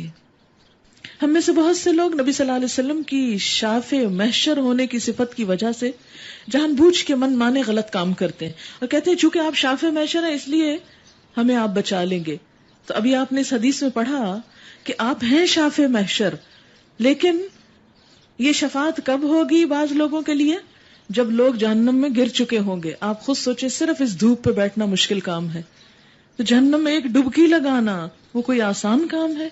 صرف ایک دفعہ آپ دیکھیں کہ دنیا میں اگر آپ سمجھے کہ ہاں جہنم کی ایک ڈبکی لگا لوں گی کوئی بات نہیں، تو آج جا کر اپنا چولہا آن کر کے ماچس سے جلا کے صرف 2 منٹ کے لیے ہاتھ رکھے ہٹانا نہیں آپ نے. اور اگر آپ رکھ لیں تو پھر جو غلط کام کرتے ہیں کرتے رہیں، اور اگر نہ رکھ سکیں تو جس طرح آگ سے ہاتھ ہٹا رہے ہیں ایسے ہی ہر حرام کام سے ہاتھ ہٹا لیں، باز آ جائیں، چھوڑ دیں. اس لیے کہ اگر نہیں ہٹایا اس حرام سے ہاتھ تو وہ آگ پکڑ لے گی، وہ چھوڑے گی نہیں. ابھی تو ہم دنیا کی آگ سے ہاتھ ہٹا لیتے ہیں نا، ذرا سی بھاپ ہاتھ پہ پڑ جائے ڈھکن اٹھاتے ہوئے، ابلتی کیٹل کا ہاتھ اگر ڈھکن اٹھاتے ہوئے کوئی بھاپ پڑ جائے، منہ پہ آ جائے، جان نکل جاتی ہے. اس سے تو ہم فوراً ہٹا لیتے ہیں، پھر کریمیں لگاتے ہیں اور بہت کچھ جلن کے سامان کرتے ہیں. لیکن وہاں پر کیا ہوگا، وہاں کیا گزرے گی؟ ہم میں سے ہر ایک کو ہوش میں آنے کی ضرورت ہے. ان گناہوں کا چھوڑنا بہت آسان ہے، اب بھی توبہ کر لینا بہت آسان ہے بنسبت اس کے کہ قیامت کے دن ایک دفعہ جہنم میں جا کے پھر شفاعت سے باہر نکالے جائیں. اور آپ کو پتا ہے کہ وہ بھی شفاعت کب کب ہوگی؟ جب جب انسان سزا بھگتتا جائے گا. فرمایا سب سے آخری شخص جو جہنم سے نکالا جائے گا وہ اتنا عرصہ جہنم میں رہے گا جتنا مدت زمین و آسمان کی زندگی ہے. جتنی مدت زمین و آسمان قائم ہے اتنا عرصہ اس کو وہاں سزا بھگتنا ہوگی. ایک لمحے کی تکلیف ناقابل برداشت ہوتی ہے. کہاں ہم کہتے ہیں ہاں جا کے پھر آ جائیں گے. یہ ایسا تو نہیں جیسے امریکہ جا کے واپس آ جائیں گے. کوئی بات نہیں، ایک سیر ہی صحیح. پھر فرمایا ثم ننجی الذین اتقوا، پھر ہم بچا لیں گے ان لوگوں کو جنہوں نے تقوی کیا. ونذر الظالمین فیہا جثیا، اور ظالموں کو اسی میں گرا ہوا چھوڑ دیں گے. ظالموں کو اسی میں گرا ہوا چھوڑ دیں گے. کیوں؟ یہ کون ظالم ہے؟ وَإِذَا تُتْلَى عَلَيْهِمْ آيَاتُنَا بَيِّنَاتٍ قَالَ الَّذِينَ كَفَرُوا لِلَّذِينَ آمَنُوا أَيُّ الْفَرِيقَيْنِ خَيْرٌ مَقَامًا وَأَحْسَنُ نَدِيًّا. ان لوگوں کو جب ہماری کھلی کھلی آیات سنائی جاتی ہیں تو انکار کرنے والے ایمان لانے والوں سے کہتے ہیں بتاؤ ہم دونوں گروہوں میں سے کون بہتر حالت میں ہے، کس کی مجلسیں زیادہ شاندار ہیں، کس کے گھر زیادہ بڑی پارٹیز ہوتی ہیں. یہ دیندار لوگوں کے گھر یا ہمارے گھر؟ مجلسوں کی شانداری جو دنیا میں ہم اپنے دل کو تسلی دینے کے لیے سجا لیتے ہیں، بڑا بڑا مال اس پہ خرچ کر کے نام و نمود کی خاطر. دنیا میں اللہ کے نافرمان لوگ اللہ والوں سے کس بات پہ کمپیریزن کرتے تھے کہ مجلس کس کی زیادہ شاندار تھی. حالانکہ ان سے پہلے ہم کتنی ہی ایسی قوموں کو ہلاک کر چکے ہیں جو ان سے زیادہ سر و سامان رکھتی تھی. ہم احسن اثاثا ورئیا، جن کا منظر اور جن کا فرنیچر بڑا خوبصورت تھا. اساس فرنیچر کو کہتے ہیں. اب دیکھیں کہ بھاری بھرکم فرنیچر اپنی دولت کی نمائش کے لیے رکھا جاتا ہے، یہ زیادہ سے زیادہ خوبصورت. فرمایا ان سے پہلے قوموں کے پاس ان سے بھی زیادہ خوبصورت فرنیچر تھا، اور رئیا ان کا منظر ان سے بھی زیادہ حسین تھا، جس پر یہ لوگ مان کر رہے ہیں، لیکن ان کی کوئی بھی چیز انہیں جہنم سے بچا نہ سکی. ان سے کہو جو شخص گمراہی میں مبتلا ہوتا ہے اسے رحمان ڈھیل دیا کرتا ہے، یہاں تک کہ جب ایسے لوگ وہ چیز دیکھ لیتے ہیں جس کا ان سے وعدہ کیا گیا، خواہ وہ عذاب الہی ہو یا قیامت کی گھڑی، تب انہیں معلوم ہو جاتا ہے کہ کس کا حال خراب ہے اور کس کا جتھا کمزور. اس کے برعکس جو لوگ راہ راست اختیار کرتے ہیں ان کو اللہ راست روی میں ترقی عطا فرماتا ہے. یعنی جو لوگ سیدھے راستے پہ چلتے ہیں اور چلتے چلے جاتے ہیں، اللہ تعالیٰ انہیں اس راستے میں بھی ترقی دیتا ہے. عزت، دولت، دنیا، سب کچھ اس راستے سے بھی ان کو مل جاتا ہے. اور باقی رہ جانے والی نیکیاں ہی تیرے رب کے نزدیک جزا اور انجام کے اعتبار سے بہتر ہیں. پھر تو نے دیکھا اس شخص کو جو ہماری آیات کو ماننے سے انکار کرتا ہے اور کہتا ہے کہ میں تو مال اور اولاد سے نوازا ہی جاتا رہوں گا. کیا اسے غیب کا پتہ چل گیا ہے یا اس نے رحمان سے کوئی عہد لے رکھا ہے؟ ہرگز نہیں. جو کچھ یہ بکتا ہے اسے ہم لکھ لیں گے اور اس کے لیے سزا میں اور زیادہ اضافہ کریں گے. جس سر و سامان اور لاؤ لشکر کا یہ ذکر کر رہا ہے وہ سب ہمارے پاس رہ جائے گا. وَيَأْتِينَا فَرْدًا، اور یہ اکیلا ہمارے سامنے حاضر کر دیا جائے گا. جس چیز پر ذرا سوچیں تھوڑی دیر کے لیے، کس چیز پہ ہمیں بہت مان ہے، یہ چیز میری ہے، میں اس پہ ڈپینڈ کر سکتی ہوں، یہ میرے کام آئے گی. نہیں، آپ دیکھیں گے کہ قیامت کے دن جب اللہ کے پاس انسان جاتا ہے تو ان میں سے کوئی چیز ساتھ نہیں جاتی. وَاتَّخَذُوا مِن دُونِ اللَّهِ آلِهَةً لِيَكُونُوا لَهُمْ عِزًّا كَلَّا سَيَكْفُرُونَ بِعِبَادَتِهِمْ وَيَكُونُونَ عَلَيْهِمْ ضِدًّا. ان لوگوں نے اللہ کو چھوڑ کر اپنے کچھ خدا بنا رکھے ہیں تاکہ وہ ان کے پشتباں ہوں. کوئی پشتباں نہ ہوگا، وہ سب ان کی عبادت کا انکار کریں گے اور الٹے ان کے مخالف بن جائیں گے. أَلَمْ تَرَ أَنَّا أَرْسَلْنَا الشَّيَاطِينَ عَلَى الْكَافِرِينَ تَؤُزُّهُمْ أَزًّا. کیا تم دیکھتے نہیں ہو کہ ہم نے ان منکرین حق پر شیاطین چھوڑ رکھے ہیں جو انہیں خوب خوب مخالفت حق پہ اکسا رہے ہیں. یعنی جب کوئی شخص اللہ کی نافرمانی کرتا ہے تو اس کے پیچھے ایک شیطان لگ جاتا ہے، پھر وہ شیطان اس کو قابو کر لیتا ہے، پھر وہ اسے اپنے طریقے پہ چلاتا ہے اور اپنے ساتھ جہنم میں لے جاتا ہے. اچھا تو اب ان پر نزول عذاب کے لیے بے تاب نہ ہو، ہم ان کے دن گن رہے ہیں. وہ دن آنے والا ہے جب متقی لوگوں کو ہم مہمانوں کی طرح رحمان کے حضور پیش کریں گے. یعنی اس کے برعکس جو نیک لوگ ہوں گے وہ اللہ تعالیٰ کے سامنے مہمان کی حیثیت سے پیش ہوں گے. وہ جو میں نے ابھی آیت آپ کو سنائی نا، فی مقعد صدق عند ملیک مقتدر، مقعد ہوتے ہیں بیٹھک، مجلس، ڈرائنگ روم جسے آپ کہہ سکتے ہیں اپنی زبان میں، کہ جنت میں جب وہ جائیں گے اللہ تعالیٰ کی ملاقات کے لیے تو ایک بڑا حسین ڈرائنگ روم سجا ہوا ہوگا، اور نیک لوگوں کو تیار کر کے اللہ تعالیٰ کی ملاقات کے لیے وہاں مہمانوں کی حیثیت سے بٹھایا جائے گا۔ اگر آپ کو کبھی دنیا میں کسی وی آئی پی سے ملنے کا اتفاق ہوا ہو، کسی بادشاہ کے محل میں جانے کا اتفاق ہوا ہو، کبھی کسی ایسی جگہ پر جانے کا موقع ملا ہو، تو آپ دیکھ سکتے ہیں کہ کس طرح کتنا حسین منظر ہوتا ہے، اور کس طرح لوگوں کی آؤ بھگت ہوتی ہے، کس طرح ان کو شان و شوکت کے ساتھ بٹھایا جاتا ہے، کس طرح خاطر و مدارت کی جاتی ہے۔ فرمایا جو لوگ دنیا میں اللہ سے ڈرتے ہوئے اور اللہ کی خوشی والے کام کریں گے، قیامت کے دن ہم خوشی خوشی ان کو رب کے حضور مہمانوں کی طرح پیش کریں گے کہ اللہ تعالیٰ آپ کے پیارے آ گئے، آپ کے مہمان آ گئے۔ کیا سوچے ہمارے پاس ہیں وہ عمل کہ ہمیں بھی اللہ کا مہمان کہا جا سکے؟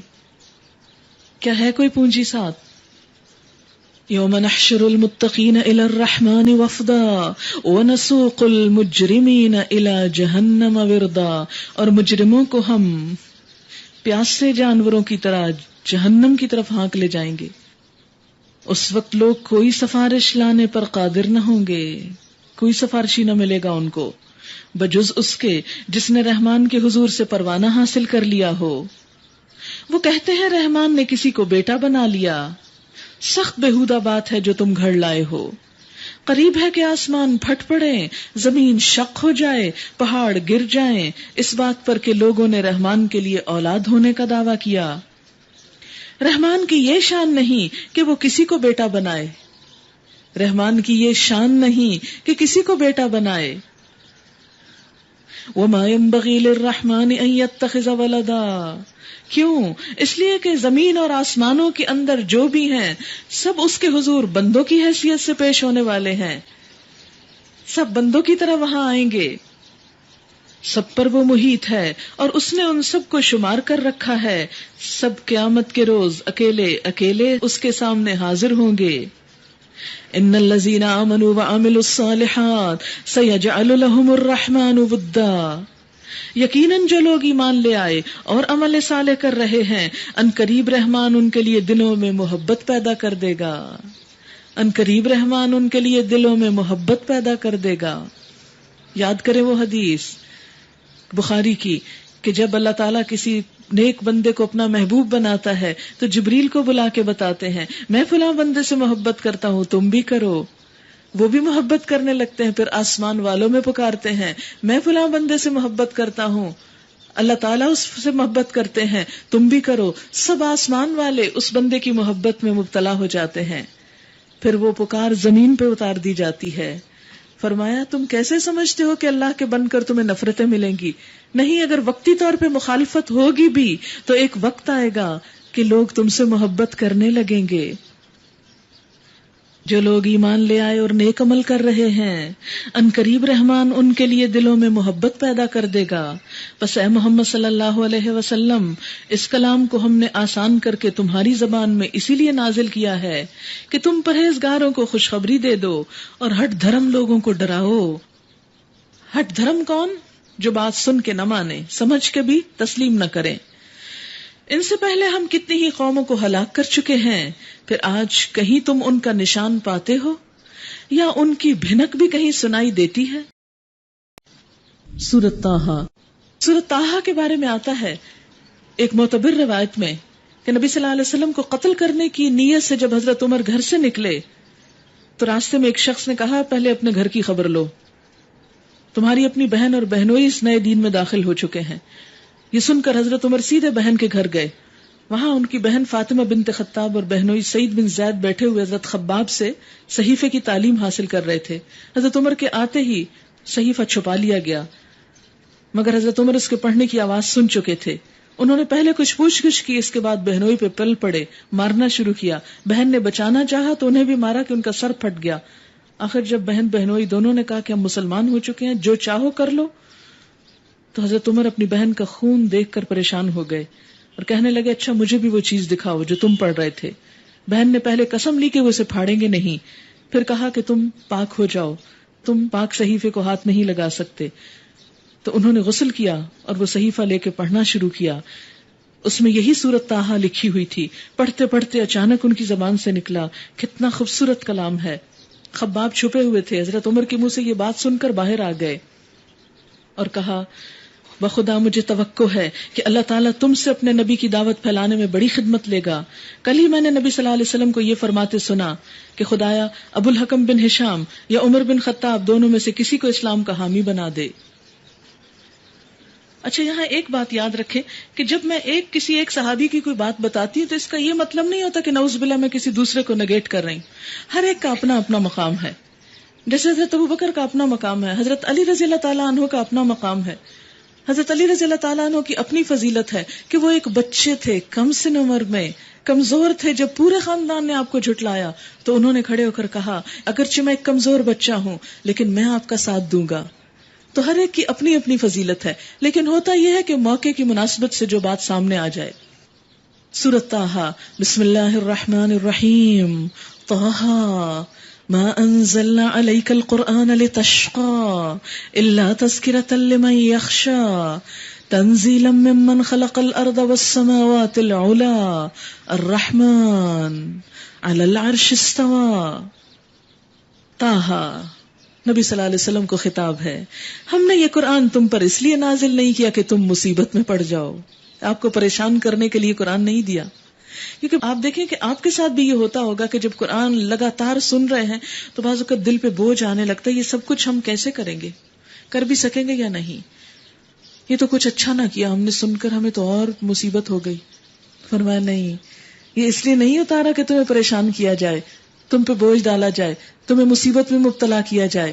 نہیں، یہ تو اس لیے اتارا گیا کہ تم سے بوجھ ہٹائے جائیں، تم جن غلط چیزوں کا شکار ہو ان سے تمہیں آزاد کیا جائے. یہ تو ایک یاد دہانی ہے، ریمائنڈر ہے ہر اس شخص کے لیے جو ڈرے. نازل کیا گیا ہے اس ذات کی طرف سے جس نے پیدا کیا زمین کو اور بلند آسمانوں کو. وہ رحمان کائنات کے تخت سلطنت پر جلوہ فرما ہے، مالک ہے ان سب چیزوں کا جو آسمانوں اور زمین میں ہیں اور جو زمین و آسمان کے درمیان ہیں اور جو مٹی کے نیچے ہیں، اس کا بھی ان کو پتا ہے. آپ دیکھیں کہ ہمارا حال کیا ہوتا ہے، اگر کوئی پن ہاتھ سے گر جائے نیچے فرش پہ تو ڈھونڈنے میں ایک وقت لگ جاتا ہے. کوئی موتی گر جائے تو ہر جگہ تلاش کرتے پھرتے ہیں، زمین کے اوپر نہیں ڈھونڈ پاتے سب کچھ. کہاں یہ کہ مٹی کے نیچے. ایک دفعہ جب آپ دانہ زمین میں پھینک دے تو نہیں پتا چلتا کہ کون سا کہاں گیا، دوبارہ ڈھونڈنے لگے تو وقت لگ جائے. یہی تو فرق ہے نا مخلوق اور خالق کا، کہ جو کام مخلوق نہیں کر سکتی وہ خالق کے لیے بہت آسان ہے. تم چاہے اپنی بات پکار کر کہو، وہ تو چپکے سے کہی ہوئی بات بلکہ اس سے مخفی تر بات بھی جانتا ہے.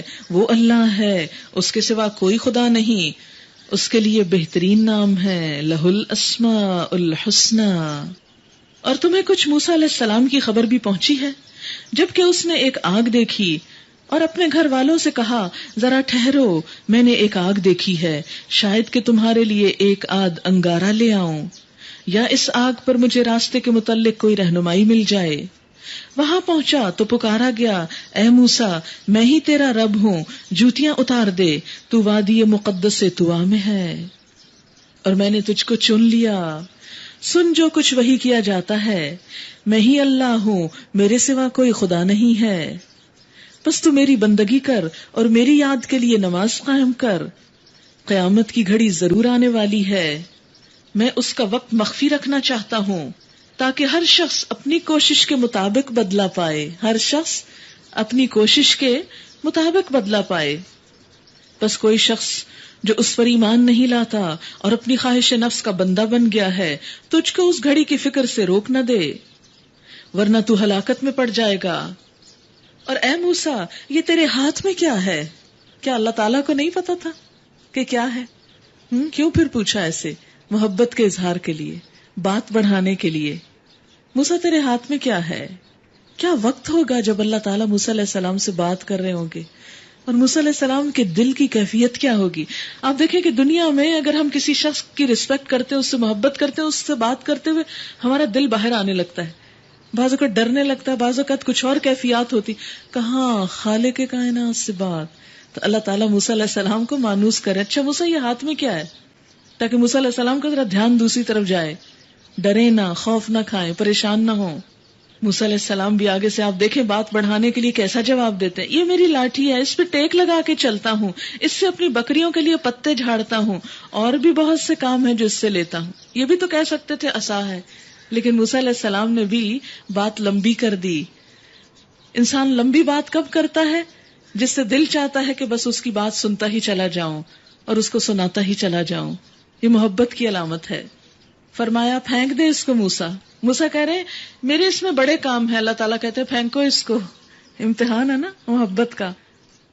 اس نے پھینک دیا۔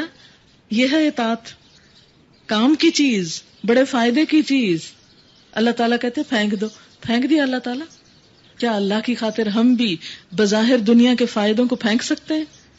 پوچھے ہم میں سے ہر ایک اپنے آپ کو، ہم میں سے کتنے لوگ ہیں جو دنیا کے گھٹیا گھٹیا چھوٹے چھوٹے فائدوں کی خاطر اپنے آپ کو اللہ کے لیے وقف نہیں کر سکتے، اللہ کے لیے وقت نہیں نکال سکتے۔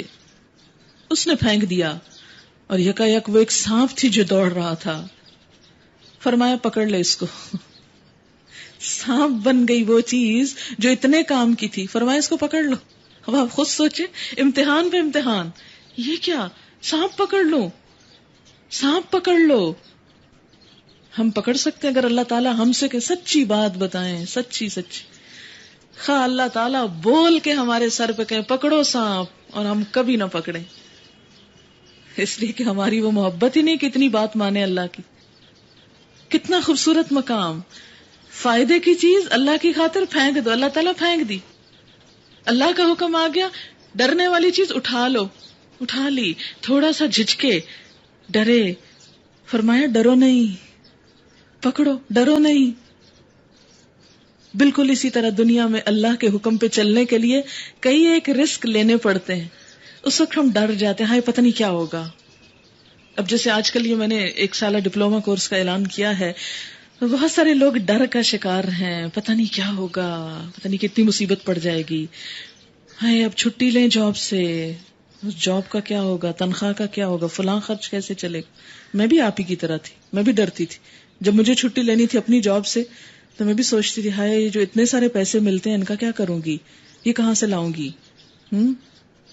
یہ ہم سب کی کمزوریاں ہیں، لیکن جب انسان اللہ کے بھروسے پہ ایک فائدے کی چیز کو کچھ عرصے کے لیے، کو ہمیشہ کے لیے تھوڑی چھوڑنا ہے، ایک چیز کو آپ نے چھوڑ دیتا ہے تو یہی امتحان ہوتا ہے کہ اللہ کے لیے محبت کتنی ہے۔ اللہ یہ نہیں کہتے ہم سے کہ دنیا چھوڑ دو، ہمیں دنیا چھوڑنی ہرگز نہیں، دنیا کے لیے اتنی کوشش کرنی گویا ہمیشہ رہنا یہاں۔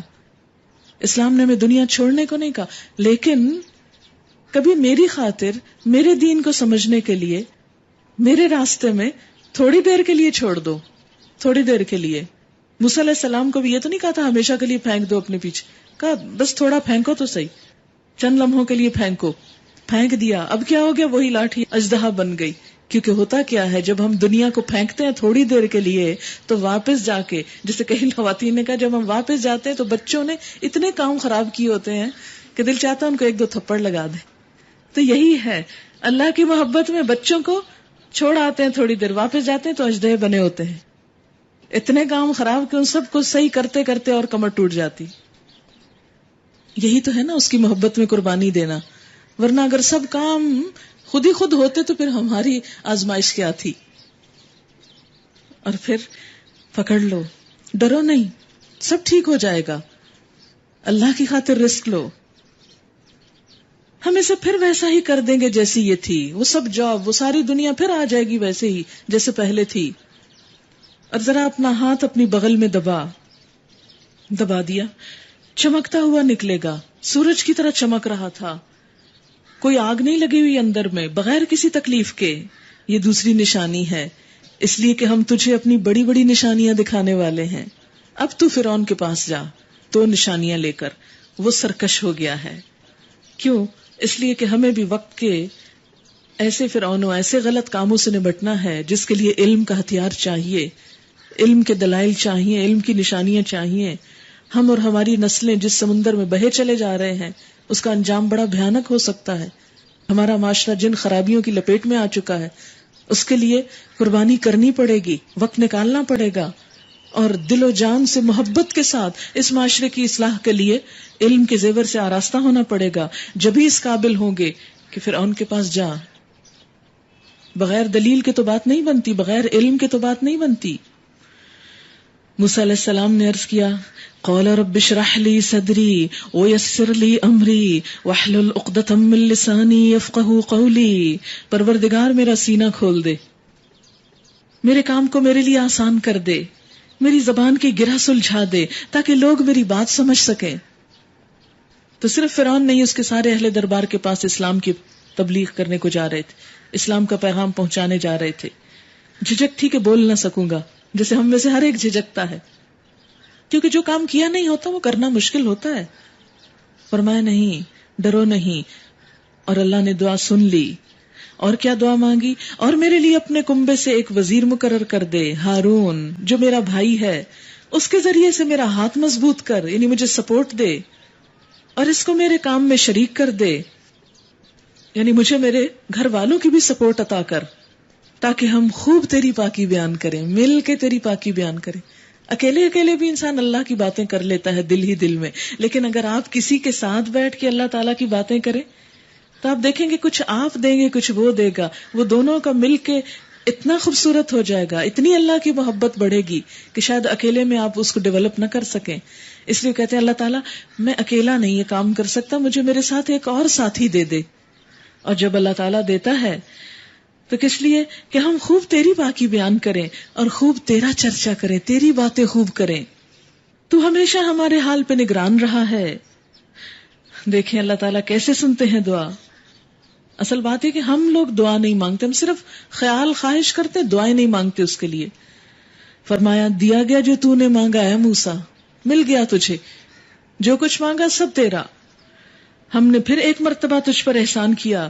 یاد کر وہ وقت جبکہ ہم نے تیری ماں کو اشارہ کیا، یعنی آج بھی تجھ پہ احسان کر رہے ہیں، جب تو پیدا ہوا تھا تو تجھ پہ احسان کیا تھا.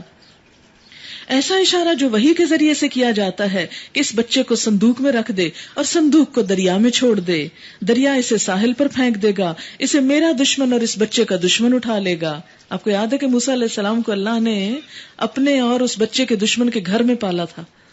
اللہ ایسے اپنے کام لیتا ہے. میں نے اپنی طرف سے تجھ پر محبت طاری کر دی اور ایسا انتظام کیا کہ تو میری نگرانی میں پالا جائے، یعنی تیرے دشمن کے گھر لیکن میری نگرانی میں. یعنی اللہ جب اپنے دین کا کام لیتا ہے تو اس کے لیے فاسق و فاجروں سے بھی کام لے لیتا ہے، ان سے بھی بات نکلوا لیتا ہے، ان سے بھی کام نکلوا لیتا ہے. یاد کر جب کہ تیری بہن چل رہی تھی پھر جا کر کہتی ہے میں تمہیں اس کا پتہ دوں جو اس بچے کی پرورش اچھی طرح کرے. اس طرح ہم نے تجھے پھر تیری ماں کے پاس پہنچا دیا تاکہ اس کی آنکھ ٹھنڈی رہے اور وہ رنجیدہ نہ ہو. اور یہ بھی یاد کر کہ تو نے ایک شخص کو قتل کر دیا تھا. اس سے بہت بڑی بات پتہ چلتی کہ غلطی میں انسان سے اگر کوئی ایسی بات ہو جائے جو ناحق ہو، ناروا ہو، تو انسان اللہ کی طرف پلٹ آئے. اللہ پھر بھی چن لیتا ہے، اس طرح چنتا جیسے موسیٰ علیہ السلام کو چن لیا تھا، حالانکہ ان کے ہاتھ سے غلطی سے قتل بھی ہو چکا تھا. تو کبھی یہ نہ سوچے ہم تو اتنے گناہ گار رہے ہیں، اتنے بڑے بڑے گناہ کیے ہیں، ہمیں اللہ تعالیٰ نہیں چنے گا. نہیں چنے گا. آپ اپنے آپ کو پیش تو کریں، اللہ کے ہاتھ میں تو دیں. اور یہ بھی یاد کر کہ تو نے ایک شخص کو قتل کر دیا تھا، ہم نے تجھے اس پھندے سے نکالا اور تجھے مختلف آزمائشوں سے گزارا اور تو مدین کے لوگوں میں کئی سال ٹھہرا رہا.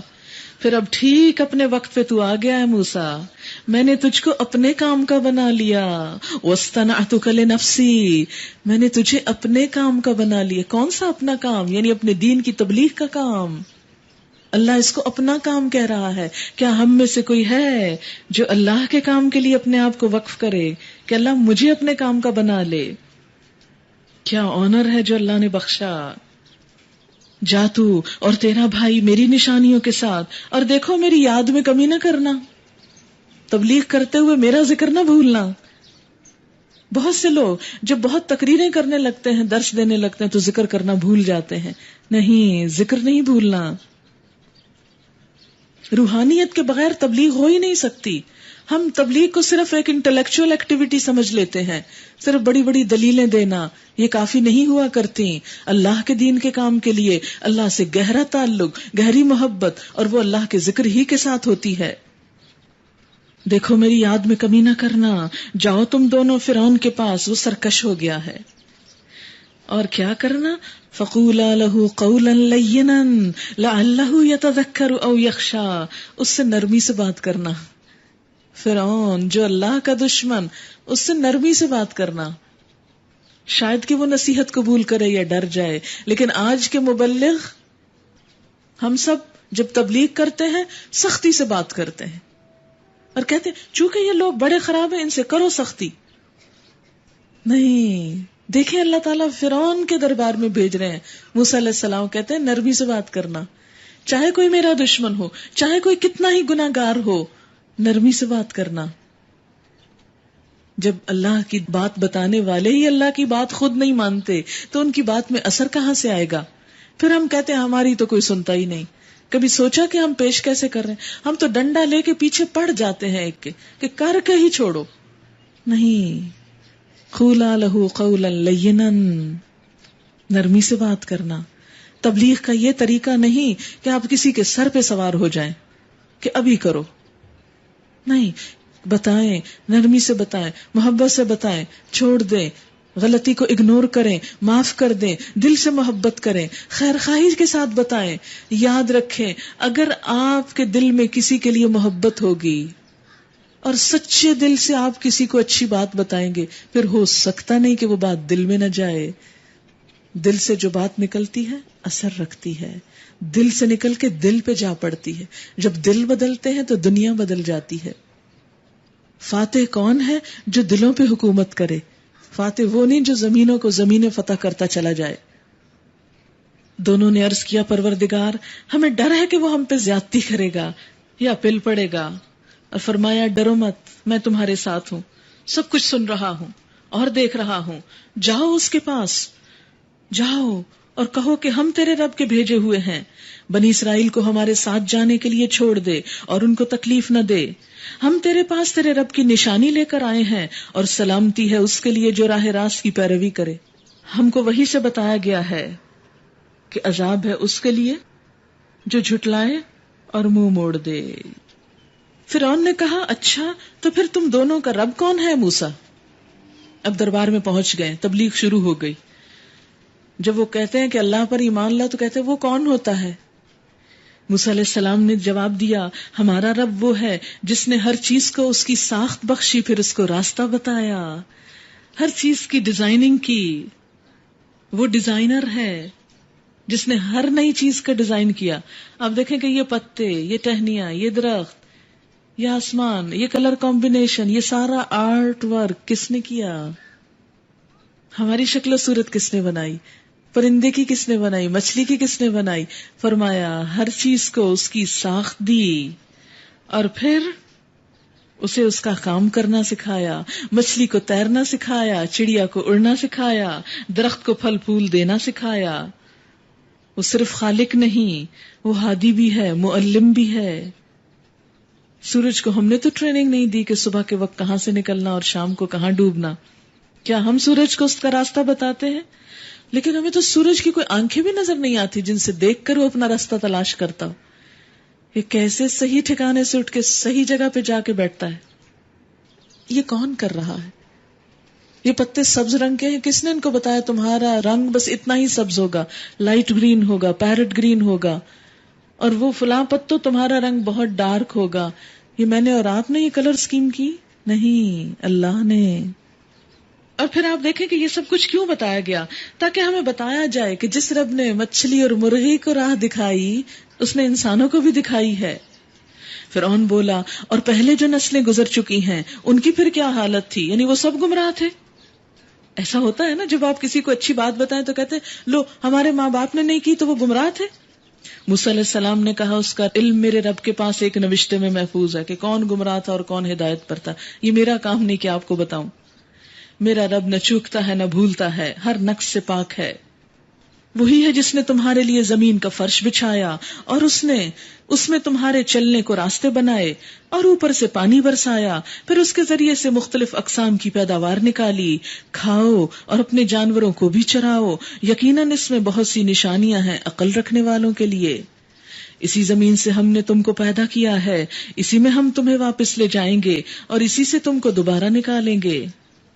ہم نے فرعون کو اپنی سبھی نشانیاں دکھائیں مگر وہ جھٹلائے چلا گیا اور نہ مانا، کہنے لگا اے موسیٰ کیا تو ہمارے پاس اس لیے آیا ہے کہ اپنے جادو کے زور سے ہم کو ہمارے ملک سے نکال باہر کرے؟ اچھا ہم بھی تیرے مقابلے میں ویسا ہی جادو لاتے ہیں، طے کر لے کب اور کہاں مقابلہ کرنا ہے، نہ ہم اس قرارداد سے پھریں گے نہ تو پھرنا، کھلے میدان میں سامنے آ جا۔ موسیٰ علیہ السلام نے کہا جشن کا دن طے ہوا اور دن چڑھے لوگ جمع ہوں۔ فرعون نے پلٹ کر اپنے سارے ہتھ کنڈے جمع کیے اور مقابلے میں آ گیا۔ موسیٰ علیہ السلام نے کہا شامت کے مارو، نہ جھوٹی تہمتیں باندھو اللہ پر، ورنہ وہ ایک سخت عذاب سے تمہارا ستیہ ناش کر دے گا۔ جھوٹ جس نے بھی گھڑا وہ نامراد ہوا، جھوٹ جس نے بھی گھڑا وہ نامراد ہوا۔ جھوٹ سے کبھی کامیابی نہیں ہو سکتی، وقتی طور پر اگر فائدہ بھی ہو تو الٹیمیٹلی خسارہ ہی خسارہ ہے۔ یہ سن کر ان کے درمیان اختلاف رائے ہو گیا اور وہ چپ کے باہم مشورہ کرنے لگے۔ آخرکار کچھ لوگوں نے کہا یہ دونوں تو محض جادوگر ہیں۔ پیغمبروں کو کیا کہہ دیا؟ جادوگر۔ ان کا مقصد یہ ہے کہ اپنے جادو کے زور سے تم کو تمہاری زمین سے بے دخل کر دیں اور تمہارے مثالی طریقے زندگی کا خاتمہ کر دیں۔ یعنی موسیٰ تو تمہیں بس مولوی بنانے کو آئے ہیں اور یہ سب چیزیں ختم کرنا چاہتے ہیں۔ اپنی ساری تدبیریں آج اکٹھی کر لو اور ایکا کر کے میدان میں آ جاؤ۔ بس یہ سمجھ لو کہ جو آج غالب رہا وہی جیت گیا۔ خود کہہ رہا جو آج غالب ہوا وہ جیت گیا۔ جادوگر بولے موسیٰ تم پھینکتے ہو یا پہلے ہم پھینکیں؟ موسیٰ علیہ السلام نے کہا نہیں تم ہی پھینکو۔ یکایک ان کی رسیاں اور ان کی لاٹھیاں ان کے جادو کے زور سے موسیٰ علیہ السلام کو دوڑتی ہوئی محسوس ہونے لگیں اور موسیٰ اپنے دل میں ڈر گیا۔ ہم نے کہا مت ڈرو۔ اب یہ بار بار کیوں ڈر جاتے ہیں موسیٰ علیہ السلام؟ اس لیے کہ انسان تھے، پیغمبر تو تھے مگر انسان تھے، جیسے کوئی بھی بڑے سے بڑا آدمی کسی بھی چیز سے ڈر سکتا ہے۔ ایک نہیں ڈرتا تو بس اللہ نہیں ڈرتا کسی سے۔ تو ہی غالب رہے گا، پھینک جو کچھ تیرے ہاتھ میں ہے۔ ابھی ان کی ساری بناوٹی چیزوں کو نگلے جاتا ہے۔ یہ جو کچھ بنا کر لائے ہیں یہ تو جادوگر کا فریب ہے اور جادوگر کبھی کامیاب نہیں ہو سکتا۔ وَلَا يُفْلِحُ السَّاحِرُ حَيْثُ أَتَى۔ جس کسی کو بھی جادو کی شکایت ہو وہ سمجھے کہ ہے، یا شک وہم ہو، یہ آیت کثرت سے پڑھے۔ وَلَا يُفْلِحُ السَّاحِرُ حَيْثُ أَتَى۔ جادوگر کبھی کامیاب نہیں ہو سکتا، خواہ کسی شان سے وہ آئے، کہیں سے بھی آئے۔ اللہ نے جب کہہ دیا وہ کامیاب نہیں ہو سکتا، آپ کیوں پریشان ہیں؟ بات یہ ہے کہ جب ہم کمزور پڑنے لگتے ہیں، توہمات کا شکار ہونے لگتے ہیں، خوف کھانے لگتے ہیں، تو چیزیں ہمارے اوپر مسلط ہونے لگتی ہیں۔ تو جادو کا سب سے بڑا توڑ کیا ہے؟ اپنے اندر ایسا ایمان پیدا کریں کہ ہر چیز کو بیکار سمجھے، یہ سب خرافات ہیں۔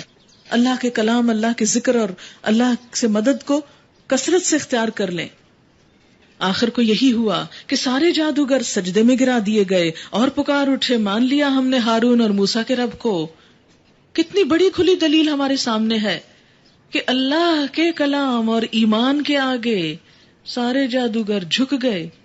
کوئی جادوگر خواہ وہ کیسا ہی ہو، کہیں سے ہو، خواہ بنگال سے ہو، کہیں افریقہ سے ہو، جو کہتے ہیں مانا ہوا جادو ہے، جہاں سے مرضی ہو، اگر آپ کے اندر اللہ پر بھروسہ ہے، اگر آپ یقین سے قرآن پڑھنے والے ہیں، اللہ کا ذکر کرنے والے ہیں، تو جو مرضی چالیں چل لیں، کچھ نہیں نقصان دے سکتے آپ کو۔ تو بجائے جادوگروں سے ڈرنے کے اللہ کا ڈر دل میں پیدا کیجئے، بجائے بچار کرنے کے بار بار کہ ہائے جادو جادو، ہر مجلس، ہر شخص، ہر جگہ، ہر وقت وہم وسوسہ، اس کی بجائے کثرت سے اللہ کا ذکر شروع کر دیں۔ کسی کو بتانے کی ضرورت نہیں، سورۃ البقرہ پڑھیں، وہ منزل تھی اس کو پڑھیں، اللہ سے دعائیں کریں، کوئی کچھ بھی نہیں کہہ سکتا۔ اور پکار اٹھے، مان لیا ہم نے ہارون علیہ السلام اور موسیٰ علیہ السلام کے رب کو۔ فرعون نے کہا تم ایمان لے آئے قبل اس کے کہ میں تمہیں اس کی اجازت دیتا؟ معلوم ہو گیا کہ یہ تمہارا گرو ہے جس نے تمہیں جادوگری سکھائی تھی۔ ہم موسیٰ علیہ السلام کو جادوگروں کا گرو کہہ دیا، حد ہو گئی۔ کیونکہ حق جو نہیں ماننا، جو شخص حق نہ ماننا چاہے وہ ہر نیگیٹو بات نکال لیتا ہے، اس کو آپ نہیں سیٹسفائی کر سکتے۔ پھر اچھا اب میں تمہارے ہاتھ پاؤں مخالف سمتوں سے کٹواتا ہوں اور کھجور کے تنوں پر تم کو سولی دیتا ہوں. یاد رکھیں دنیا میں سب سے پہلے سولی کا رواج فرعون سے آیا. پھر تمہیں پتا چل جائے گا کہ ہم دونوں میں سے کس کا عذاب زیادہ سخت اور دیر پا ہے. جادوگروں نے جواب دیا قسم ہے اس ذات کی جس نے ہمیں پیدا کیا، یہ ہرگز نہیں ہو سکتا کہ ہم روشن نشانیاں سامنے آ جانے کے بعد بھی پھر تجھے ترجیح دیں. تو جو کچھ کرنا چاہے کر لے، تو زیادہ سے زیادہ بس اسی دنیا کی زندگی کا فیصلہ کر سکتا ہے. کتنی بڑی بات ہے یہ کہ دنیا میں اگر اللہ کی خاطر ہمیں کوئی نقصان بھی ہو رہا تو زیادہ سے زیادہ کیا ہوگا؟ اس دنیا کا ہی نقصان ہوگا نا، آخرت تک تو کوئی نہیں پہنچ سکتا. تو دنیا کے نقصان کے ڈر سے جو آخرت برباد کر لے وہی احمق ہے. ہم تو اپنے رب پر ایمان لے آئے تاکہ وہ ہماری خطائیں معاف کر دے اور اس جادوگری سے جس پر تو نے ہمیں مجبور کیا تھا درگزر فرمائے. کہ انہیں احساس ہو گیا جادوگری غلط بات ہے، کفر ہے نا جادو کرنا. اللہ ہی اچھا ہے اور وہی باقی رہنے والا ہے.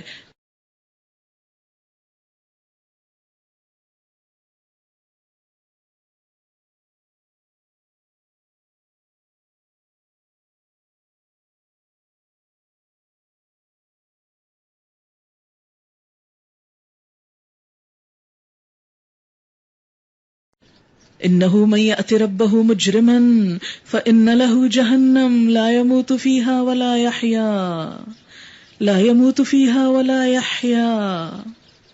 حقیقت یہ ہے کہ جو مجرم بن کر اپنے رب کے حضور حاضر ہوگا اس کے لیے جہنم ہے جس میں وہ نہ جیے گا نہ مرے گا.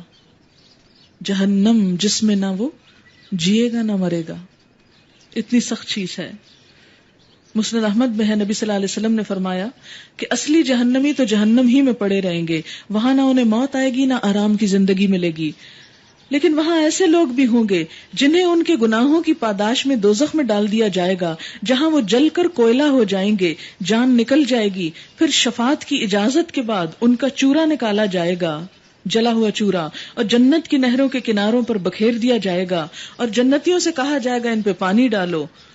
تو اس طرح تم نے نہر کے کنارے کھیت کے دانوں کو جیسے دیکھا اگتے ہوئے، اسی طرح وہ لوگ دوبارہ اگیں گے. ایمان والوں کے برے عمل کی سزا کا ذکر ہے یہاں. وَمَن يَأْتِهِ مُؤْمِنًا قَدْ عَمِلَ الصَّالِحَاتِ، اور جو ایمان لے کر نیک کام کر کے آیا، ایمان کے ساتھ نیک کام، فَأُولَئِكَ لَهُمُ الدَّرَجَاتُ الْعُلَىٰ، تو ان کے لیے ہیں بلند درجات. نبی صلی اللہ علیہ وسلم نے فرمایا جنت کے 100 درجوں میں اتنا ہی فاصلہ ہے جتنا زمین و آسمان میں. سب سے اوپر جنت الفردوس ہے، اسی سے چاروں نہریں جاری ہوتی ہیں، اس کی چھت رحمان کا عرش ہے. اللہ سے جب جنت مانگو تو جنت الفردوس کی دعا کیا کرو. بخاری اور مسلم کی حدیث میں ہے کہ اعلیٰ علیین والے ایسے دکھائی دیں گے جیسے تم لوگ آسمان کے تارے دیکھتے ہو. اتنے اونچے درجوں پہ ہوں گے، اتنے اونچے. لوگوں نے کہا پھر یہ بلند درجے تو نبیوں ہی کے لیے مخصوص ہوں گے. فرمایا سنو اس کی قسم جس کے ہاتھ میں میری جان ہے، یہ وہ لوگ ہیں جو اللہ پر ایمان لائے اور نبیوں کو سچا جانا. یعنی عام انسانوں میں سے بھی جو نیک کام کرنے والے ہوں گے ان کے لیے بھی بلند درجات ہوں گے. اب یہ اپنا اپنا شوق، اپنی اپنی کوشش، اپنی اپنی محنت کہ کون کس درجے میں جانا چاہتا ہے. آپ دیکھیں اگر آپ جہاز میں جا رہے ہیں، اگر آپ اکانومی کا ٹکٹ خریدیں گے تو وہیں بیٹھنا ہوگا، اگر آپ کلب کلاس کا خریدیں گے تو وہیں بیٹھنا ہوگا، اگر آپ فرسٹ کلاس کا خریدیں گے تو پھر آپ کو جبھی وہاں جگہ ملے گی. یہ تو نہیں کہ اکانومی کا ٹکٹ خرید کے آپ ان سے کہ نہیں دیکھو پلیز ترس کرو مجھ پر، مجھے آپ فرسٹ کلاس میں بھیج دو. تم کتنے ظالم ہو، تمہیں خیال نہیں آتا کہ میرا بھی دل چاہتا ہے وہ کلاس صرف امیروں کے لیے ہے، ہمیں کیوں نہیں جانے دیتے ہو، ہمیں بھی جانے دو. تو اس طرح کوئی کسی کو جانے دیتا ہے؟ جو خرچ کیا ہے وہی صلہ ہے. اسی طرح جنت میں پہنچ کر بھی ہم لوگ یوں جھگڑا کر کے اوپر نہیں جا سکتے، جھگڑا کر کے نہیں جا سکتے کہ ہمیں ذرا اوپر جانے دو. نہیں، جو کر کے جاؤ گے اسی کے مطابق پہلے سے ہی پلیس مقرر، ریزرو. جنات عدن، ہمیشہ کی جنتیں، تجری من تحتها الانہار، جن کے نیچے نہریں بہتی ہیں، خالدین فیہا، جس میں ہمیشہ رہنے والے ہیں. وذالک جزاء من تزکا، یہ جزا ہے اس شخص کی جو پاکیزگی اختیار کرے. پاکیزگی، یہ جزا ہے اس شخص کی جو پاکیزگی اختیار کرے، حرام کام چھوڑ دے، گناہ کے کام چھوڑ دے، اچھے اچھے کام کرنے لگے. ہم نے موسیٰ علیہ السلام پر وحی کی کہ اب راتوں رات میرے بندوں کو لے کر چل پڑ اور ان کے لیے سمندر میں سے سوکھی سڑک بنا لے، تجھے کسی کے تعاقب کا ذرا خوف نہ ہو اور نہ سمندر کے بیچ سے گزرتے ہوئے ڈر لگے۔ پیچھے سے فرعون اپنے لشکر لے کر پہنچا اور پھر سمندر ان پہ چھا گیا جیسا کہ چھا جانے کا حق تھا۔ وَأَضَلَّ فِرْعَوْنُ قَوْمَهُ وَمَا هَدَىٰ، فرعون نے اپنی قوم کو گمراہی کیا تھا، کوئی صحیح رہنمائی نہ کی تھی، اس لیے کسی لیڈر کو فالو کرتے ہوئے ضرور سوچیں کہ وہ کیا راہ دکھا رہا ہے، کیا کروا رہا ہے۔ اندھا دھند آنکھیں بند کر کے کسی کی عقیدت میں مبتلا نہ ہو۔ یا بنی اسرائیل، اے بنی اسرائیل، ہم نے تم کو تمہارے دشمن سے نجات دی اور طور کی دائیں جانب تمہاری حاضری کے لیے وقت مقرر کیا، تم پہ من و سلوہ اتارا، کھاؤ ہمارا دیا ہوا پاک رزق اور اسے کھا کے سرکشی نہ کرو ورنہ تم پر میرا غضب ٹوٹ پڑے گا، اور جس پر میرا غضب ٹوٹا وہ پھر گر کر ہی رہا، البتہ جو توبہ کر لے اور ایمان لائے اور نیک عمل کرے پھر سیدھا چلتا رہے، اس کے لیے میں بہت درگزر کرنے والا ہوں۔ اور کیا چیز تمہیں اپنی قوم سے پہلے لے آئی ہے موسیٰ؟ اللہ تعالیٰ نے موسیٰ علیہ السلام کو سمندر پار پھر نکال کے کیا کیا؟ تورات دینا چاہی، اپنی ملاقات کے لیے بلایا، تو سب سے پہلے جا پہنچے۔ اے موسیٰ، ابھی اور لوگ تو نہیں، تو اتنی جلدی کیوں آ گیا؟ اس نے عرض کی وہ بس میرے پیچھے آ ہی رہے ہیں، میں جلدی کر کے تیرے حضور آ گیا ہوں اے میرے رب، تاکہ تو مجھ سے خوش ہو جائے۔ نیکی کے کام میں جلدی، بھاگ دوڑ، جیسے آپ میں سے کچھ لوگ آگے بیٹھنے کے لیے سویرے سویرے نکلتے ہیں، سب سے آگے جا کے بیٹھے، بھاگ دوڑ۔ میں جلدی کر کے تیرے حضور آ گیا ہوں اے میرے رب، تاکہ تو مجھ سے خوش ہو جائے۔ فرمایا اچھا سنو، ہم نے تمہارے پیچھے تمہاری قوم کو آزمائش میں ڈال دیا اور سامری نے انہیں گمراہ کر دیا۔ موسیٰ سخت غصے اور رنج کی حالت میں اپنی قوم کی طرف پلٹے، جا کر اس نے کہا اے میری قوم کے لوگو، کیا تمہارے رب نے تم سے اچھے وعدے نہ کیے تھے؟ کیا تمہیں دل لگ گئے؟ یا تم اپنے رب کا غضب ہی اپنے اوپر لانا چاہتے تھے کہ تم نے مجھ سے وعدہ خلافی کی؟ انہوں نے جواب دیا ہم نے آپ سے وعدہ خلافی کچھ اپنے اختیار سے نہیں کی، معاملہ یہ ہوا کہ لوگوں کے زیورات کے بوجھ سے ہم لد گئے تھے۔ ہوتا ہی ہے کہ جب انسان کسی جگہ سے نکلنے لگتا ہے اور کچھ اٹھا سکے نہ، زیور ضرور اٹھا لیتا ہے۔ تو بنی اسرائیل بھی جب مصر سے نکلے سمندر پار کرنے کے لیے تو زیورات خوب اٹھا لیے، پھر اٹھائے نہ جاتے تھے اور ہم نے بس ان کو پھینک دیا تھا۔ پھر اس طرح سامری نے بھی کچھ ڈالا اور ان کے لیے ایک بچڑے کی مورت بنا کر نکال لایا۔ کہتے ہیں کہ وہ سارا زیور اکٹھا کر کے اسے بچڑے کی شکل میں ایک بت بنا کے ڈھالا اور اس میں ایک ایسی طرح گیپ رکھا کہ اس میں سے آواز بھی نکلتی تھی، جیسے کوئی بھی ہارن وغیرہ بنا لیے جاتے ہیں، جس میں سے بیل کی سی آواز نکلتی تھی۔ لوگ پکار اٹھے، یعنی وہ انہونی چیز دیکھی، سونے کا بت جس میں سے بیل کی آواز نکل رہی ہے، تو احمق لوگ پکار اٹھے یہی ہے تمہارا خدا۔ بچڑا خدا بن گیا۔ ہر چمکتی چیز سونا نہیں ہوتی، اور موسیٰ کا خدا، موسیٰ اسے بھول گیا۔ کیا وہ دیکھتے نہ تھے کہ وہ ان کی بات کا جواب نہیں دیتا؟ یہ خدا کیسے ہو سکتا ہے صرف سونے کے بنے ہونے کی وجہ سے، جبکہ وہ کسی بات کا جواب نہیں دیتا اور نہ ان کے نفع نقصان کا کچھ اختیار رکھتا ہے۔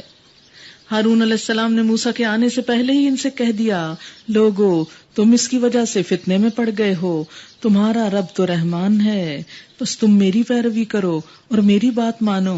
مگر انہوں نے اس سے کہہ دیا کہ ہم تو اسی کی پرستش کرتے رہیں گے جب تک کہ موسیٰ واپس نہ آ جائے۔ موسیٰ علیہ السلام قوم کو ڈانٹنے کے بعد ہارون علیہ السلام کی طرف پلٹے اور بولے ہارون، تم نے جب دیکھا تھا کہ یہ لوگ گمراہ ہو رہے ہیں تو کس چیز نے تمہارا ہاتھ پکڑا تھا کہ میرے طریقے پہ عمل نہ کرو؟ کیا تم نے میرے حکم کی خلاف ورزی کی؟ ہارون علیہ السلام نے جواب دیا اے میری ماں کے بیٹے، میری داڑھی نہ پکڑ، نہ میرے سر کے بال کھینچ، مجھے اس بات کا ڈر تھا کہ تو آ کر کہے گا تم نے بنی اسرائیل میں پھوٹ ڈال دی اور میری بات کا پاس نہ کیا۔ تو اس سے کیا پتہ چلتا ہے کہ مسلمانوں کے درمیان اختلاف بہت نقصان دہ چیز ہے، اور اس اختلاف کو دور کرنے کے لیے اگر کوئی دین کی اور بڑی چیز چھٹ بھی رہی ہو تو چھوڑ دینی چاہیے، لیکن اختلاف کو گوارا نہیں کرنا چاہیے، کیونکہ اس سے مسلمان کمزور پڑ جاتے ہیں، دین کے کام کا نقصان ہو جاتا ہے۔ اسی لیے جب قوم گمراہ بھی ہونے لگی تو ہارون علیہ السلام نے بہت سختی نہیں کی کہ کہیں یہ ڈیوائیڈ نہ ہو جائے، فرقوں میں نہ بٹ جائے۔ اور آج ہم مسلمانوں کی سب سے بڑی آفت کہ ہم بٹے ہوئے لوگ ہیں. چھوٹی سی چیز پر نیکی کا کام شروع ہونے سے پہلے ہی ڈیوائیڈ ہو جاتے ہیں, ایک دوسرے کے خلاف محاذ آرائی شروع کر دیتے ہیں. موسیٰ علیہ السلام نے کہا, اور سامری تیرا کیا معاملہ ہے؟ اس نے جواب دیا, میں نے وہ چیز دیکھی جو ان لوگوں کو نظر نہ آئی, بس میں نے رسول کے نقش قدم سے ایک مٹی اٹھا لی اور اس کو ڈال دیا, میرے نفس نے مجھے ایسا ہی سجھایا. موسیٰ علیہ السلام نے کہا, اچھا تو جا, اب زندگی بھر تجھے یہی پکارتے رہنا ہے کہ لا مساس, مجھے مت چھو, ڈونٹ ٹچ. پاگل سا ہو گیا. اور تیرے لیے باس پرس کا ایک وقت مقرر ہے جو تجھ سے ہرگز نہ ٹلے گا, اور دیکھ اپنے اس خدا کو جس پر تو ریجھا ہوا تھا, اب ہم اسے جلا ڈالیں گے, ریزہ ریزہ کر کے دریا میں بہا دیں گے. لوگو, تمہارا خدا تو بس ایک ہی خدا ہے جس کے سوا کوئی اور نہیں, ہر چیز پر اس کا علم حاوی ہے. اس سے کیا پتہ چلتا ہے کہ بتوں کو بیچنا نہیں چاہیے, بلکہ جیسے سونے کے بت کو کیا کیا, پہلے جلایا, ریزہ ریزہ کیا, اور اس کی خاک کو بھی نہ چھڑا, اسے بھی سمندر میں پھینکا تاکہ شرک کی ساری جڑ کٹ جائے. اے محمد صلی اللہ علیہ وسلم, اس طرح ہم پچھلے گزرے ہوئے حالات کی خبریں تم کو سناتے ہیں, اور ہم نے خاص اپنے ہاں سے تم کو ایک ذکر عطا کیا ہے. وَقَدْ آتَيْنَاكَ مِن لَّدُنَّا ذِكْرًا, یہ کون سا ہے ذکر؟ قرآن, جو ذریعہ ہدایت ہے. من آرد عنہ, سب ہوش میں آ کے, اگر کسی کو نیند آ رہی ہے تو وہ بھی جاگ کے آنکھیں کھول کے یہ آیت پڑھے اور سنے. اللہ تعالیٰ نبی صلی اللہ علیہ وسلم کو فرما رہے ہیں کہ ہم نے آپ کو اپنی طرف سے ایک ذکر یعنی قرآن دے دیا ہے. ذکر کا معنی ہوتا ہے یاد کرنا, یاد دہانی. من آرد عنہ, جس نے اس قرآن سے منہ موڑا, اس سے روگردانی برتی, اس کا نتیجہ کیا ہوگا؟ فَإِنَّهُ يَحْمِلُ يَوْمَ الْقِيَامَةِ وِزْرًا, قیامت کے دن وہ ایک بہت سخت بوجھ اٹھائے ہوئے ہوگا, ایک لدے ہوئے گناہوں کے بوجھ کے ساتھ حاضر ہوگا. خالدین فیہ, اسی بوجھ میں ہمیشہ رہے گا. وَسَاءَ لَهُمْ يَوْمَ الْقِيَامَةِ حِمْلًا, اور قیامت کے دن ان کے لیے یہ بڑا تکلیف دہ بوجھ ہوگا. آپ دیکھیں, ایک 5 کلو گھی کا ڈبہ اٹھا کے اگر سیڑھیاں چڑھنا پڑے تو ہم ہف تف جاتے ہیں. کہاں یہ کہ اتنا بڑا گناہوں کا بوجھ, اور گناہ کیا کہ قرآن کو ایک طرف رکھ کے اپنی مرضی کی زندگی بسر کرنا, اس کے بغیر زندگی بسر کرنا, اور اللہ کی نافرمانیاں کرتے چلے جانا. وہ سب کچھ دراصل کیا بنتا جاتا ہے؟ گناہوں کی گٹھڑی, جسے اٹھا کے انسان قیامت کے دن حاضر ہوگا. اس دن جب کہ سور پھونکا جائے گا اور ہم مجرموں کو اس حال میں گھیر لائیں گے کہ ان کی آنکھیں دہشت کے مارے پتھرائی ہوئی ہوں گی, آپس میں چپکے چپکے کہیں گے, دنیا میں مشکل ہی سے تم نے کوئی 10 دن گزارے ہوں گے. اونچا بولیں گے بھی نہیں, آہستہ آہستہ کہیں گے بس 10 دن رہ کے آئے ہیں. ہمیں خوب معلوم ہے کہ وہ کیا باتیں کر رہے ہوں گے. ہم یہ بھی جانتے ہیں کہ اس وقت ان میں سے جو زیادہ سے زیادہ محتاط اندازہ لگانے والا ہوگا وہ کہے گا کہ نہیں, تمہاری دنیا کی زندگی بس 1 دن کی زندگی تھی, 10 دن نہیں, 1 دن رہے ہیں, 1 دن. ایک اور جگہ پر آتا ہے دن کا بھی کچھ حصہ رہے ہیں, پورا دن بھی نہیں رہ کے آئے. یہ لوگ تم سے پوچھتے ہیں کہ آخر اس دن یہ پہاڑ کہاں چلے جائیں گے؟ کہو میرا رب ان کو دھول بنا کر اڑا دے گا, ڈسٹ بن کے اڑ جائیں گے, اور زمین کو ایسا ہموار چٹیل میدان بنا دے گا کہ اس میں تم کوئی بل اور سلوٹ نہ دیکھو گے. اس روز سب لوگ منادی کی پکار پر سیدھے چلے آئیں گے, کوئی ذرا اکڑ نہ دکھا سکے گا, اور آواز رحمان کے آگے دب جائیں گی. ایک سرسراہٹ, اس کے سوا تم کچھ نہ سنو گے. فلا تسمعوا الا ہمسا, اس روز شفاعت کارگر نہ ہوگی, سفارش فائدہ نہ دے گی. کس کو؟ گناہگاروں کو. اللہ یہ کہ کسی کو رحمان اس کی اجازت دے دے, اللہ کی اجازت سے ہی سفارش ہوگی, اور اس کی بات سننا پسند کرے. وہ لوگوں کا اگلا پچھلا سب حال جانتا ہے, دوسروں کو اس کا پورا علم نہیں ہے. لوگوں کے سر اس حی قیوم کے آگے جھک جائیں گے. نامراد ہوگا جو اس وقت کسی ظلم کا بارے گناہ اٹھائے گا. وَمَن يَعْمَلْ مِنَ الصَّالِحَاتِ وَهُوَ مُؤْمِنٌ فَلَا يَخَافُ ظُلْمًا وَلَا هَضْمًا, اور کسی ظلم یا حق تلفی کا خطرہ نہ ہوگا اس کو جو شخص نیک عمل کرے اور اس کے ساتھ وہ مومن بھی ہو. اور اے محمد صلی اللہ علیہ وسلم, اسی طرح ہم نے اسے قرآن عربی بنا کر نازل کیا. اور اس میں طرح طرح سے تنبیہات کی ہیں، شاید کہ لوگ کجروی سے بچیں یا ان میں کچھ ہوش کے آثار اس کی بدولت پیدا ہوں. پس بالا و برتر ہے اللہ، بادشاہ حقیقی. اور دیکھو قرآن پڑھنے میں جلدی نہ کیا کرو.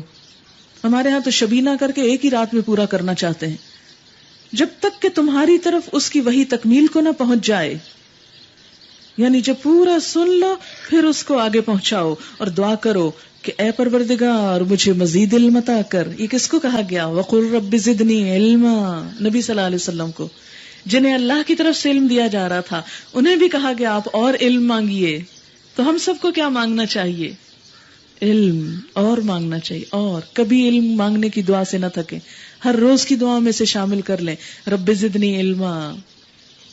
اس لیے کہ علم سب دولتوں میں بڑی دولت ہے. علم وہ دولت ہے جو کسی کے چھیننے سے چھن نہیں سکتی، جو کوئی چور اڑا نہیں سکتا، جو ہر موقع پر تنہائی میں اور لوگوں کے سامنے، غربت میں اور فقر میں، امارت میں، ہر جگہ فائدہ ہی فائدہ دیتی ہے. ہم نے اس سے پہلے آدم کو ایک حکم دیا تھا مگر وہ بھول گیا اور ہم نے اس میں عزم نہ پایا. یاد کرو وہ وقت جبکہ ہم نے فرشتوں سے کہا تھا کہ آدم کو سجدہ کرو تو وہ سب سجدہ کر گئے مگر ایک ابلیس تھا کہ انکار کر بیٹھا. اس پر ہم نے آدم سے کہا دیکھو یہ تمہارا اور تمہاری بیوی کا دشمن ہے، ایسا نہ ہو کہ یہ تمہیں جنت سے نکلوا دے اور تم مصیبت میں پڑ جاؤ. یہاں تو تمہیں یہ آسائشیں حاصل ہیں کہ نہ بھوکے ننگے رہتے ہو، نہ پیاس اور دھوپ تمہیں ستاتی ہے. لیکن شیطان نے اس کو پھسلا دیا، کہنے لگا آدم بتاؤں تمہیں وہ درخت جس سے ہمیشہ کی زندگی اور لازوال سلطنت ملتی ہے. یہ ہے شیطان کے وعدے، چیزوں کو بدل کے کچھ سے کچھ دکھاتا ہے، جو ان کی اصلیت نہیں ہوتی ہمیں کچھ اور ہی رنگ اس کا دکھاتا ہے جس سے ہم اٹریکٹ ہو جاتے ہیں. آخرکار دونوں میاں بیوی اس درخت کا پھل کھا گئے، دونوں، ایک نہیں، عورت نہیں، دونوں. نتیجہ یہ ہوا کہ فوراً ہی ان کے سطر ایک دوسرے کے آگے کھل گئے اور دونوں اپنے آپ کو جنت کے پتوں سے ڈھانکنے لگے. آدم علیہ السلام نے اپنے رب کی نافرمانی کی اور سیدھے رستے سے بھٹک گئے. پھر اس کے رب نے اسے برگزیدہ کیا اور اس کی توبہ قبول کر لی اور اسے ہدایت بخشی. انسان تو ہے ہی بھولنے والا، غلطی کرنے والا، لیکن انسان کی انسانیت کیا ہے کہ پھر پلٹ آئے، لوٹ آئے، معافی مانگ لے. اور فرمایا تم دونوں یعنی انسان اور شیطان یہاں سے اتر جاؤ، تم ایک دوسرے کے دشمن رہو گے. اب اگر میری طرف سے تمہیں کوئی ہدایت پہنچے تو جو کوئی میری اس ہدایت کی پیروی کرے گا وہ نہ بھٹکے گا نہ بدبختی میں مبتلا ہوگا. اور یہ آیت بھی بڑے ہوش سے سننے کی ہے. وَمَنْ أَعْرَضَ عَنْ ذِكْرِي فَإِنَّ لَهُ مَعِيشَةً ضَنْكًا وَنَحْشُرُهُ يَوْمَ الْقِيَامَةِ أَعْمَى. جو میرے ذکر اس قرآن سے منہ موڑے گا اس کے لیے دنیا میں تنگ زندگی ہوگی. تنگ سے مراد یہ نہیں کہ اس کا گھر چھوٹا ہوگا اور کمرہ تنگ ہوگا، وہ بڑے محل میں رہتے ہوئے بھی دل سے تنگ ہوگا. اسے طرح طرح کی پریشانیاں اور غم لاحق ہوں گے، اس کے دل کو قرار اور چین نہ ہوگا. اور کیا ہوگا؟ وَنَحْشُرُهُ يَوْمَ الْقِيَامَةِ أَعْمَى. اور ہم اسے قیامت کے دن اندھا اٹھائیں گے. جو شخص دنیا میں اس قرآن سے اندھا بنا رہا وہ قیامت کے دن بھی اندھا اٹھایا جائے گا. قالا، انسان پوچھے گا ربی، اے میرے رب، لما حشرتنی اعمی، تو نے مجھے اندھا کیوں اٹھایا؟ وقد کنت بصیرا، میں تو دیکھنے والا تھا، مجھے تو سب نظر آتا تھا. قال کذالک اتتک آیاتنا فنسیتها. اللہ تعالیٰ فرمائیں گے ہاں اسی طرح تو ہماری آیات کو جبکہ وہ تیرے پاس آئی تھی تو نے بھلا دیا تھا. ہماری آیات کو جب وہ تیرے پاس آئی تھی تو نے کیا کیا؟ بھلا دیا، اگنور کر دیا، پسے پش ڈال دیا، ان پہ توجہ نہ کی. اس میں ایک تو اس حافظ کا انجام بتایا گیا جو قرآن یاد کر کے بھلا دے، اور دوسری طرف اس شخص کا انجام جس کے سامنے قرآن جیسی نعمت ہو اور وہ اس سے اندھا بن جائے، اور جو بات سمجھ میں بھی آتی ہو اسے بھی سنی انسنی کر دے. اللہ تعالیٰ سے انسان کہے گا اللہ اندھا کیوں؟ میں تو بہت ہوشیار تھا، مجھے تو سب نظر آتا تھا. اللہ تعالیٰ کیا فرمائیں گے کہ ہماری آیات سے تم اندھے بنے ہوئے تھے، ان کو تو نے بھلا دیا تھا، اسی طرح آج تو بھلایا جا رہا ہے. اس طرح ہم حد سے گزرنے والے اور اپنے رب کی آیات نہ ماننے والے کو دنیا میں بدلہ دیتے ہیں، اور آخرت کا عذاب زیادہ سخت اور زیادہ دیر پا ہے۔ پھر کیا ان لوگوں کو تاریخ کے اس سبق سے کوئی ہدایت نہ ملی کہ ان سے پہلے کتنی ہی قوموں کو ہم ہلاک کر چکے ہیں جن کی برباد شدہ بستیوں میں آج یہ چلتے پھرتے ہیں؟ در حقیقت اس میں بہت سی نشانیاں ہیں ان لوگوں کے لیے جو عقل سلیم رکھنے والے ہیں۔ اگر تیرے رب کی طرف سے ایک بات پہلے طے نہ کر دی گئی ہوتی اور مہلت کی ایک مدت مقرر نہ کی جا چکی ہوتی تو ضرور ان کا بھی فیصلہ چکا دیا جاتا۔ بس اے محمد صلی اللہ علیہ وسلم، جو باتیں یہ لوگ بناتے ہیں ان پہ صبر کرو اور اپنے رب کی حمد و ثنا کے ساتھ اس کی تسبیح کرو، سورج نکلنے سے پہلے، غروب ہونے سے پہلے اور رات کے اوقات میں بھی تسبیح کرو اور دن کے کناروں پر بھی، شاید کہ تم راضی ہو جاؤ۔ اور نگاہ اٹھا کر بھی نہ دیکھو، نگاہ اٹھا کے بھی نہ دیکھو، کہاں؟ دنیاوی زندگی کی اس شان و شوکت کو جو ہم نے ان میں سے مختلف لوگوں کو دے رکھی ہے، یعنی دنیا کے لوگوں کو جو دنیا کی رونق ملی ہے اس سے تم مروب نہ ہو، اس پہ ریجھو مت، اس کا لالچ نہ کرو، اس سے امپریس نہ ہو۔ وہ تو ہم نے انہیں آزمائش میں ڈالنے کے لیے دی ہے۔ ہر نعمت آزمائش ہے، یاد رکھیں، اس پہ اکڑنے بگڑنے اور فخر کرنے کی تو ضرورت ہی نہیں، یہ تو امتحان ہے اور بڑھ گیا۔ اور تیرے رب کا دیا ہوا رزق حلال ہی بہتر اور پائندہ تر ہے، اگر حلال میں تھوڑا بھی ہے تو اس پہ بھی مطمئن رہو، وہی زیادہ بہتر ہے اس بہت بڑے حرام سے جس کا حساب بڑا لمبا ہوگا۔ اپنے اہل و عیال کو نماز کی تلقین کرو اور خود بھی اس کے پابند رہو۔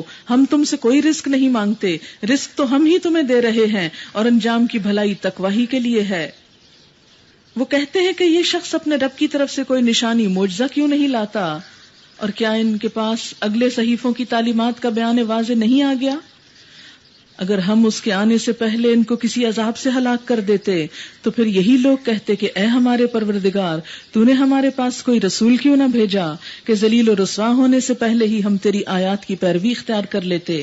اے محمد صلی اللہ علیہ وسلم، ان سے کہو ہر ایک انجام کار کے انتظار میں ہے، بس اب منتظر رہو، ان قریب تمہیں معلوم ہو جائے گا کہ کون سیدھی راہ چلنے والے ہیں اور کون ہدایت یافتہ ہیں۔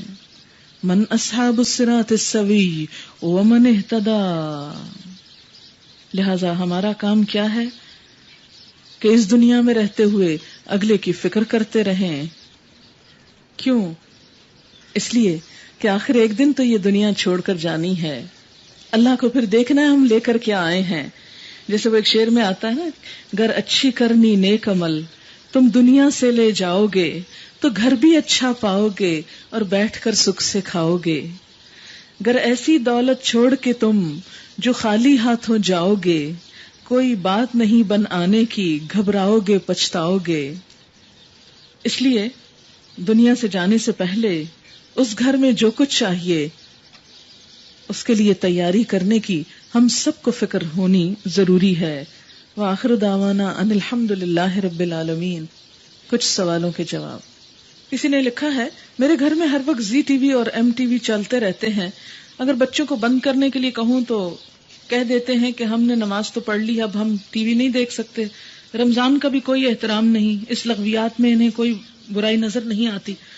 مجھے بتائیں کہ میں کیا کروں؟ ایک چیز میں آپ سے پوچھوں گی، آپ کو مشورہ کس نے دیا تھا کہ یہ چیزیں لا کر رکھیں، خود خرید کر اپنے محنت خون پسینے کی کمائی سے انہیں فراہم کریں؟ ان کی محبت میں یہ چیزیں بھی ہم ان کو خود دیتے ہیں اور پھر اس پہ پریشان بھی ہوتے ہیں۔ ایسی کوئی بھی چیز لانے سے پہلے بچوں سے یہ وعدہ بھی لینا چاہیے کہ صرف مفید چیز دیکھیں گے اور غیر مفید نہیں، اور اگر نہیں تو آپ والدین ہیں، آپ کا حق ہے کہ آپ ان سے واپس لے لیں۔ اور دوسری بات یہ ہے کہ ایک بات میں سب ماؤں سے کہوں گی کہ پلیز بچوں کے پیچھے نہ پڑ جایا کریں۔ اب اتنا عرصہ جو غفلت کی، اب صبر سے کام لیں، اب آہستہ آہستہ یہ حالات بدلیں گے۔ جس چیز کا ہم نے ان کو ایڈکٹ کر دیا، اب ایک دم تو ہم نشہ نہیں کوئی چھوٹتا، اس کا سبسٹیچیوٹ دیں، اس کا آلٹرنیٹ دیں، ایسی مجلسوں میں لے کر آئیں جہاں وہ اللہ کی کتاب سنیں، تو خود ان کا دل بدلے گا۔ جب ان کا دل بدلے گا تو یہ کیا زی ٹی وی کیا، وہ بہت کچھ چھوڑ سکتے ہیں۔ تو جب تک دل نہیں بدلتا، جبرن آپ سوئچ آف بھی اب جا کے کریں گے تو اس کا فائدہ کچھ نہیں، نفرت ہی پیدا ہوگی۔ تو ان کے لیے اچھی صحبت اور اچھی مجلس کا اہتمام کریں۔ سبحانک اللہم و بحمدک نشہد ان لا الہ الا انت نستغفرک و نتوب الیک.